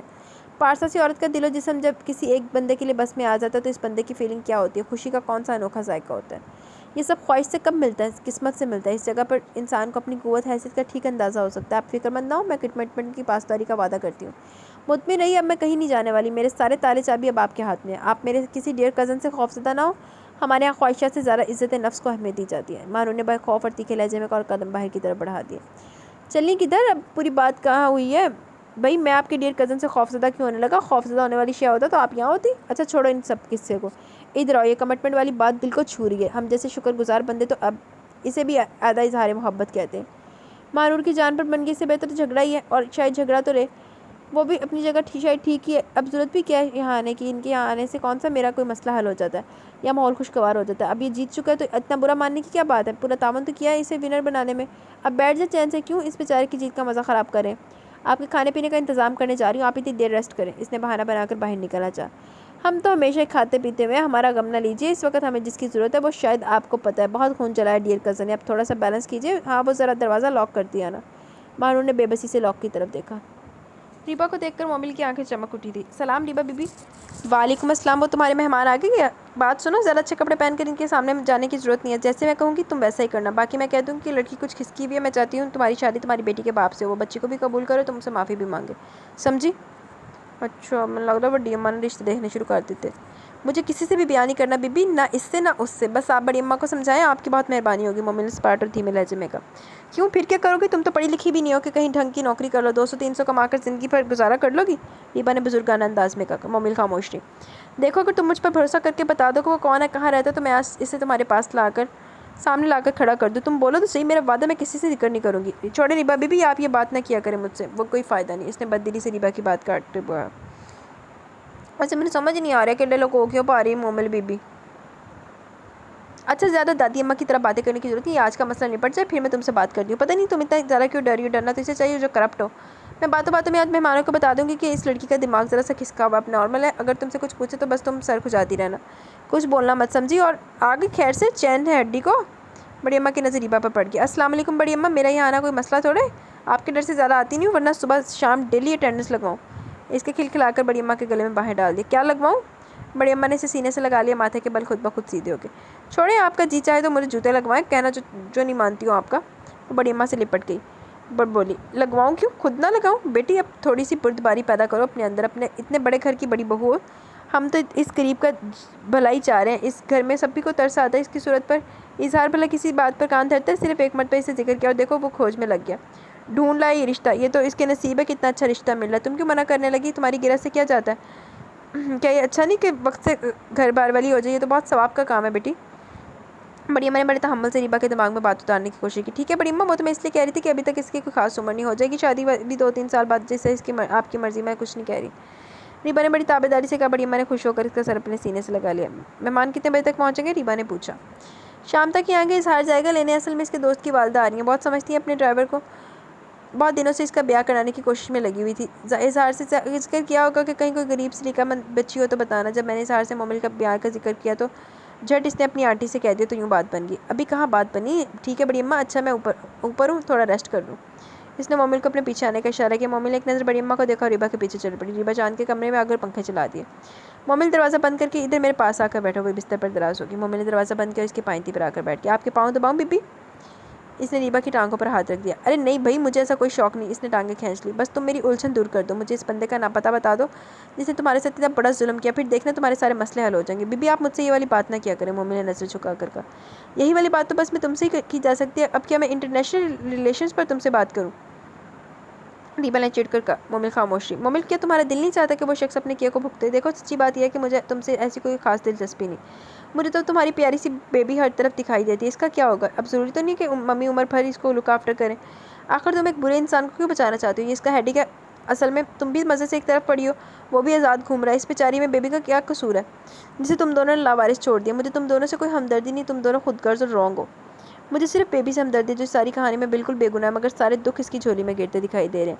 बड़ी अम्मा कहती है मैं बिल्कुल अक्ल से पैदा हूँ। ठीक है, मेरे पास अक्ल नहीं है तो दिल तो है। मुझे पता है इस दुनिया में ऐसे लोग वाकई अहमक समझे जाते हैं जो किसी के मसले को अपना मसला समझ कर डील करते हैं, मगर मुझे इसकी परवाह भी नहीं है। मैंने भी सोच लिया मैं इस बेबी के लिए कुछ ना कुछ करके रहूँगी, चाहे मुझे बहुत सारे लोग नाराज़ हो जाए। तुम बस इसका आता पता बता दो, इसके बाद तुम्हें कुछ नहीं करना होगा। यकीन करो मैं तुम पर कोई बात नहीं आने दूंगी, बल्कि तुम्हारे बहुत सारे मसले ही हल हो जाएंगे। कौन है वो, कहाँ रहता है, तुम इसका नाम क्यों नहीं बताती? आखिर इसे इतनी हमदर्दी क्यों है? वो उठकर आलती पालती बांध कर बैठ गई। मुझे अच्छा नहीं लगता, वो दिखते बहुत अच्छे हैं और पता नहीं मुझे डर भी लगता है। मम्मी अपने से कुछ बड़ी रीबा के सामने जैसे खुलने लगी। हम मम्मी का अपना एक असर होता है। वाह, बड़ी तमीज़ से तस्करा करी हो। रीबा के सारे ऊँगते होबास जाग पड़े। कौन है भाई वो आप जनाब? आप मुझसे ये बात ना करें, बाकी जो मर्जी करे। बेगम साहबा को नहीं बता रही थी मैं, मगर जब इन्होंने बहुत मारा तो है। मम्मी को बता दी तुमने? मम्मी को पता भी चल गया, फिर भी उन्होंने कुछ नहीं किया। इन्होंने, इसे कमाल है भाई, पिटाई तो इसकी लगना चाहिए थी, तुम्हारी ख्वाम का लगी। रीबा ने बड़े जोश में इसकी बात काट दी। मैंने बेगम साहबा को सही थोड़ी बताया था, किसी और का नाम बता दिया था। बड़ी सादगी और आराम से कह रही थी। माय गॉड, रीबा ने गोया सर पीट लिया। तुमने किसी बेगुनाह को इसकी नज़रों में गिरा दिया, बहुत सख्त गुनाह मिलेगा तुम्हें। ये तो तुमने बहुत बड़ी ज्यादती की। फिर मम्मी ने क्या कहा, इसे पकड़ा जाकर? रीबा का जोश खरोश पड़ता जा रहा था। मेरे को पता नहीं, साफ जवाब आया, लेकिन मेरी समझ में ये बात नहीं है कि तुमने गलत क्यों बताया। जो कसूरवार है इसका नाम क्यों नहीं बताया? क्या इसने तुम्हें कोई धमकी दी थी, यानी डराया था? रीबा की हैरत बचाती को मोमिल खामोश थी। भाई क्या पूछ रही हूँ मैं? اس نے مومل کے شانے پر ہاتھ رکھ کر اسے ہلایا۔ مومل پھر خاموشی۔ نہیں بتاؤ گی تو ممی سے ڈبل مار لگواؤں گی اور بتاؤں گی کہ اس نے آپ کو غلط بتایا، بندہ کوئی اور ہے۔ اب آپ اس سے دوبارہ پوچھیے۔ مومل نے گھبرا کر نظریں اٹھائیں۔ وہ میں ڈر گئی تھی۔ وہ بمشکل گویا ہوئی۔ کس سے؟ ریبا کے خاک پلے نہیں پڑا۔ بیگم صاحبہ ان کو اچھا نہیں کہتی تھی، ہر وقت انہیں برا بولتی تھی، ان کے سامنے بھی اور جب وہ نہیں ہوتے تب بھی۔ میرے کو ڈر لگا کہ وہ ان پر بھی غصہ کریں گی، اس لیے میں نہیں بولی اور سنی صاحب کا نام بولی۔ مومل اپنی عقل کے مطابق جواب دے رہی تھی۔ ریبا کے وجود میں سنسناہٹ سی ہونے لگی۔ اللہ دور فٹے منہ تیرے تھے مومل، تن چھتنا دی کمیاں تین ہوئی۔ کس کو برا بولتی تھی ممی؟ میرے سامنے تو انہوں نے گھر کے کسی فرد یا نوکر کو برا نہیں کہا، ویسے بھی کسی غلط کام ہو جاتا تو ڈانٹ دیتی ہیں، اور کون ہے گھر میں ایسا جس کو وہ برا بولتی ہیں؟ ریبا ذہن پر زور ڈالنے لگی۔ اب نہیں بولتی، پہلے بولتی تھی۔ مومل نے مزید سر دکھانے سے بچا لیا۔ دکھانے سے اچھا پہلے کس کو برا بولتی تھی؟ ریبا نے بغیر وقفے کے پھر سوال کیا، جیسے کورٹ میں وکیل مہلت دیے بغیر سوال پر سوال کیے جاتے۔ اسے اندازہ ہو رہا تھا مومل اس وقت ٹریپ ہو رہی ہے۔ مون صاحب کو، اور وہ مومل نے اتنا کہہ کر گھبرا کر منہ پر ہاتھ رکھ لیا۔ ان کے ساتھ تو آپ کی شادی ہوئی ہے؟ مومل کا چہرہ پھیکا پڑ گیا اور ریبا کو یوں لگا زمین بہت تیزی سے گول گول گھوم رہی ہے، مگر اس کا وجود ساخت ہو گیا۔ اس کا منہ کھلا اور آنکھیں پھٹی ہوئی تھی۔ دونوں ہاتھ اوپر تلے سینے پر یوں رکھے تھے گویا پھڑکتے دل کو قابو میں کرے ہو۔ ایسی اندھوناکی پر گویائی سلب ہونا عین فطرت ہے۔ گفتگو کے لیے تو سارا نروس سسٹم نارمل ہونا چاہیے۔ مومل نے ایک لحظہ اس کی جانب دیکھا، مگر اس کی ہیئت قضائی ملاحظہ کی اور کسی مجرم کی طرح گردن جھکائی۔ میں پہلے بولتی تھی، آپ مجھ سے نہیں پوچھیں، آپ بھی سوچ رہی ہوں گی کہ وہ برے تو دکھتے ہی نہیں ہیں۔ ریبا کی تمام حسیات منجمد ہو چکی تھی، بس یکٹک دیوار کو گھور رہی تھی۔ بی بی کیا ہوا؟ آپ بولتی نہیں اور کچھ پوچھیں؟ آپ اس طرح کیوں بیٹھی ہیں؟ مومل اس کے ساخت وجود کو ہلانے لگی تو ریبا کو ہوش آیا۔ کاش تم ممی کو بتا دیتی اور مجھ سے جھوٹ بولتی۔ ٹھیک تو کہتی ہو تم کہ وہ ایسے دکھتے تو نہیں ہیں۔ وہ یوں بولی جیسے کسی گڑھے سے اس کی آواز آ رہی ہو۔ دیکھیں میں نے آپ کو بتا دیا، آپ ان سے کچھ نہ بولنا۔ پتہ نہیں میرے کو اچھا نہیں لگتا، بس ڈر سا لگتا ہے۔ آپ ان کو بتائیں گی تو نہیں؟ مومل اس کا ہاتھ ہلاتے ہوئے پوچھ رہی تھی۔ اتنا سافٹ، اتنا ہمدرد، اتنا پولائٹ۔ چھی چھی، یہ لڑکی جو ہفتہ ہفتہ نہائی نہیں، ہر وقت پسینے کی بوٹتی رہتی ہے، جو اتنی خوبصورت بھی نہیں ہے۔ اس کے تو بال بھی کیسے خشک اور رف ہیں۔ اسے تو ریبا کے دماغ میں چکر چل رہے تھے۔ مومل مجھے ایک گلاس بہت ٹھنڈا پانی پلاؤ پلیز۔ مومل پانی لینے چلے گی۔ مائی گاڈ، ایک بچی کا باپ جس نے ابھی تک قانونی اور شرعی بیوی کو اس کا حق نہیں دیا۔ تانی بھابھی کو کتنا دکھ ہوا تھا یہ جان کر، صبح شام کپڑے لباس بدلنے والا، رات کو سونے کا لباس الگ، سونے سے پہلے باڈی سپرے، کمرے میں ایئر فریشنر کا سپرے، خوشبوؤں میں بسا ہوا نفیس صاف ستھرا بندہ۔ اندر سے توبہ توبہ، اتنا بڑا فراڈ نڈھال کر دینے والی سوچے سے ایک پل کو مہلت نہیں دے رہی تھی۔ مومل پانی لے کر آ گئی۔ بے خبر و احمق سی لڑکی، جسے احساس تک نہیں ہوا کہ اس نے کیا قیامت برپا کر دی، کسی کی ہستی کے پرخچے اڑا دیے۔ اتنی انسان دوست لڑکی اور انسانیت کا تماشا اسی کے گھر میں، دوسروں کی آنکھوں میں ایک آنسو دیکھ کر بلک بلک کر رونے والی اتنی نرم دل لڑکی، شکاوت و بے رحمی کی قیامت اس کی نظر کے سامنے۔ اس نے مومل سے پانی کا گلاس لے کر ایک سانس میں خالی کر دیا اور یوں محسوس ہوتا تھا گویا دماغ کی شریانیں پھٹ جائیں گی۔ اس دن سروے کے بہانے وہ انیکسی گیا تھا، اس کا مطلب یہ جاتا رہتا ہوگا۔ آیا نے مجھے سے چھپایا ہوگا، ظاہر ہے مون نے ہی تاکید کی ہوگی۔ بزدل، چول، لٹیرا، ظالم، اتنے دولت مند تو آرام سے خوشبوؤں میں بسی لڑکیوں کو دوست بنا سکتے ہیں، پھر قسمت کے ماروں کے ساتھ کیوں زیادتی کرتے ہیں؟ بیچاری خدمت ہی کر رہی تھی کہ وہ چھین تو نہیں رہی تھی۔ بہت اچھا صلہ دیا خدمت کا، آخر اسے ٹریپ کس طرح کیا ہوگا؟ کیا کہا ہوگا؟ اس سے شادی کا جھانسا دیا ہوگا؟ کیا کہا تھا مون صاحب نے کہ وہ تم سے شادی کریں گے؟ تمہارے عشق میں پاگل ہو رہے ہیں؟ ریبا نے جھلستے ہوئے لہجے میں سوال کیا۔ مومل نے چونک کر نظر اٹھائی۔ ایسے تو نہیں بولے، وہ میرے سے تو کچھ بھی نہیں بولتے تھے، سنی صاحب کی طرح کام بھی نہیں بولتے تھے، سنی صاحب بھی اچھے نہیں ہیں، مگر میں مون صاحب کو اچھا بولتی تھی۔ مومل نے سارا سے انداز میں جواب دیا۔ سنی بھی اچھا نہیں ہے؟ کیا کرتا ہے وہ؟ ریبا ایک دم ٹینشن ہوگی۔ وہ بھی میرا دوپٹہ کھینچتے تھے، کبھی میرے کو پکڑتے تھے، وہ معصومیت سے گویا بھی۔ مائی گاڈ، خوف سے ریبا کو جھرجھری آ گئی۔ یہ تو پوری فیملی کرپٹ ہے، غالباً اس کا جی چاہا بھاگ کر نیچے جائے اور بڑی اماں کو صاف کہہ دے کہ وہ مون کے ساتھ نہیں رہ جائے گی، چاہے کوئی کچھ کہے۔ اس وجہ سے چاہے محل میں اب کوئی اٹریکشن نہیں، اب اگر وہ وہاں گئی تو یوں لگے کہ گویا جیل کی ایک کلاس میں آئی ہو۔ اس گھر میں دل لگانے کا ایک ہی بہانہ تھا، وہ بھی ختم ہوا۔ اس گھر میں ہے ہی کیا، بے شمار قیمتی آرائشی اشیاء اور مہر بہ لب ملازمین۔ انسانی سیاری شخص کے ساتھ زندگی گزارنے سے بہتر تو یہ ہے کہ انسان تنہا رہ کر پاگل ہو جائے۔ میرے خدا، کبھی سوچا بھی نہیں تھا کہ زندگی اچانک بدصورت بھی ہو سکتی ہے، اپنے وجود پر شرمندگی ہو سکتی ہے۔ اف، جب ایسا شہر ابھی دھوکہ ہے تو زندگی میں سچ کا معیار کیا ہے؟ جب معزز ایسے ہیں تو رذیل کون ہے؟ اونچے ہی ہیں تو پست کون ہے؟ اس کے دماغ میں شائیں شائیں ہونے لگی۔ بی بی پانی اور لاؤں؟ مومل اس کی کیفیت سے پریشان ہوگی۔ نہیں بس رہنے دو، اب یہ آگ پانی سے نہیں بجھنے کی، وہ منہ میں بڑبڑائی۔ پھر آپ ایسے کیوں ہو رہی ہیں؟ مجھے تو ڈر لگنے لگا، آپ تو چپ ہو گئی اور کچھ بولے مجھ سے، میں سب بتا دوں گی۔ مومل تم جاؤ یہاں سے، جیسے بڑی اماں کہیں ویسے کرو، جو میں نے کہا وہ مت کرنا پلیز۔ اب یہاں سے چلی جاؤ، کسی کو اس کمرے میں مت آنے دینا، چاہے مہمان آئے یا مون۔ میری طبیعت ٹھیک نہیں ہے، میرا دل چاہے گا تو خود ہی نیچے آ جاؤں گی، اب تم جاؤ۔ مومل چپ چاپ باہر نکل گئی۔ ریبا نے سر کے نیچے سے تکیہ نکالا اور سر پر رکھ کر روندی لیٹ گئی۔ بات یہ نہیں کہ اس نے مجھے وہ سب کیوں نہیں دیا جو اس کسی کے زبردستی دیا گیا، بات یہ کہ ظلم کی، شقاوت کی، غیر انسانی سلوک کی، دھوکے کی، فراڈ کی، وہ دوہرے پن کی۔ آن کے آن میں اس کی سوچ بری ہوگی۔ دھوکہ کھانے کا انکشاف ایسا عمل ہے کہ انسان پل کو پل میں دکھ کی اس انتہا کو چھو لیتا ہے جو عام حالات میں صدیوں کی سفر ہوتی ہے۔ اب یہ آنسو کے مرحلے بہت دور تھے۔ جب پورا اعصابی نظام بحال ہو جاتا تو خود بخود پگھل کر آنسو بن کر پگھلنے لگتے ہیں۔ اب اس کا پورا اعصابی نظام مفلوج تھا، اتنا کہ جیسے خون کی گردش تک رکی ہوئی تھی۔ اسے مون کا چہرہ ڈریکولا کا چہرہ نظر آ رہا تھا، جس کے دانتوں سے خون ٹپک رہا تھا اور آنکھوں سے بھی، جس کے بڑے ہوئے ناخن اس کے دل کو کھرچ رہے تھے، کھسوٹ رہے تھے۔ اتنی سختی پڑی تھی، تاب مشکل تھی۔ اس نے دوسری طرف کروٹ لی، جیسے کروٹ بدلنے سے سوچوں کا سلسلہ بند ہو جائے گا، مگر اذیت ناک سوچیں حساب سے چمٹی جا رہی تھی۔ کیسا ناقابل تذکرہ حادثہ! کسی سے کیا بیان کیا جائے؟ کوئی پوچھے کہ دکھ کیا ہے تو ہونٹ سل جائیں، آنکھوں میں آنسو آئیں، وہ کیا کہا جائے کہ کچھ پڑ گیا۔ زندگی آنن فانن لوہے کے زندان میں قید ہو گئی تھی، زندان بھی وہ جس کی دیواریں آگ سے تپا دی گئی تھیں اور زمین پر کانٹے بچھا دیے گئے تھے۔ اس کا دل چاہا کہ وہ پھوٹ پھوٹ کر روئے، مگر آنسو آنکھ کی اندر کی آگ سے سوکھتے جاتے تھے۔ اپنے پرا دا سر پاڑنا، اس بغیرت نے جنہیں تیرا بیاہ کیتا، جنہوں بہت چنگا نظر آ رہا سی مون، لانتی میرے منہ چ سوندا گندا انڈا۔ اگر مون سے پوچھے تو کیا پوچھے، یہ کہ تم اتنے گندے کیوں کیا، یہ کہ عیاشی اپنے معیار کی لڑکی سے کیوں نہ کی؟ ایک پیٹ کا دوزخ پھڑ نہیں پاتا تھا، تم نے اسے دوسرا پیٹ خالی پیٹ تھما دیا۔ اس لڑکی میں کیا بات تھی کہ تم نے کنٹرول کھو دیا؟ یا پھر تم ڈسیبل ہو یا بن رہے ہو؟ تم نے شادی کا ڈھونگ کیوں رچایا؟ ایک بے قصور لڑکی کی آگ کا گھر کیوں دیا؟ تمہیں اس سے کیا حاصل ہوا؟ پہلی رات سے آج کے دن کا دھوکہ۔ اف! اس کے سر میں درد کی ٹیسیں اٹھنے لگی۔ غربت و بیماری میں وہ اذیت نہیں جو دھوکہ کھانے میں ہے۔ شیشے کی کرچیوں میں وہ چبھن جو اعتماد کے شیشے ٹوٹنے کی کرچیوں میں ہے۔ اف! کہیں میرا دماغ دھماکے سے پھٹ نہ جائے۔ اس نے تکیہ ہٹا کر دونوں ہاتھوں میں سر تھام لیا۔ ریبا بیٹی، مار کیا کیا نیند ہوئی؟ اندھیرا ہو گیا۔ مومل بولی کہ بی بی نے اٹھانے سے منع کر دیا، طبیعت ٹھیک نہیں، مگر بیٹی اب اٹھو بیٹھو، مغرب کی اذان کے وقت لیٹنا اچھی بات نہیں ہوتی۔ مہمان بھی چلے گئے، مون بھی آیا بیٹھا لینے کے لیے۔ اٹھو شاباش جلدی۔ بڑی اماں نے محبت سے اس کے سر پر ہاتھ پھیرا۔ بڑی اماں، میرے سر میں بہت درد ہے، آپ مومن کو واپس بھیج دیجیے، میرا جانے کا موڈ نہیں۔ اس نے کسل مندی سے کہا۔ ہیں؟ اس سے مل تو لو، خود کہہ دو کہ میں آج رکی ہوئی ہوں، کل چلی جاؤں گی۔ بڑی اماں نے حیرت سے کہا۔ بس نہیں، میرا کسی سے بات کرنے کو دل نہیں چاہ رہا، بس آپ خود ہی کہہ دیں، اس نے ضدی انداز میں کہا، رونتی ہوگی۔ ارے وہ کسی نہیں ہے، تمہارا گھر والا، یہ کوئی طریقہ ہے؟ یہاں چھوٹی چھوٹی باتیں گھر خراب کرتی ہیں، بیچتی ہوں اسے۔ وہ یہ کہہ کر رکی نہیں، فوراً کمرے سے باہر چلی گئی۔ تھوڑی دیر بعد غالباً مون کمرے میں داخل ہوا۔ ریبا نے دروازہ لاک ہونے کی آواز سنی۔ ریبا کیسی طبیعت ہے؟ یہ اچانک طبیعت کیسے خراب ہوگی؟ وہ اس کے قریب بیٹھتے ہوئے بولا۔ تو کیا طبیعت بتا کر خراب ہوتی ہے؟ وہ اوندھی پڑی رہی، سیدھی نہیں ہوئی۔ مون کو اس کا انداز بڑا اجنبی سا لگا۔ ہوا کیا ہے؟ وہ سنبھل کر پوچھنے لگا۔ اب جو بھی ہو گیا، یہ کافی نہیں کہ طبیعت ٹھیک نہیں، اب بس آپ گھر جائیں، میرا دل چاہے گا تو آ جاؤں گی۔ ورنہ کیا؟ یعنی دل نہیں چاہے گا تو نہیں آؤ گی؟ یہ کیا بات ہوئی؟ کوئی بات ہوئی ہے یا ابھی سے مایوس ہو گئی ہو؟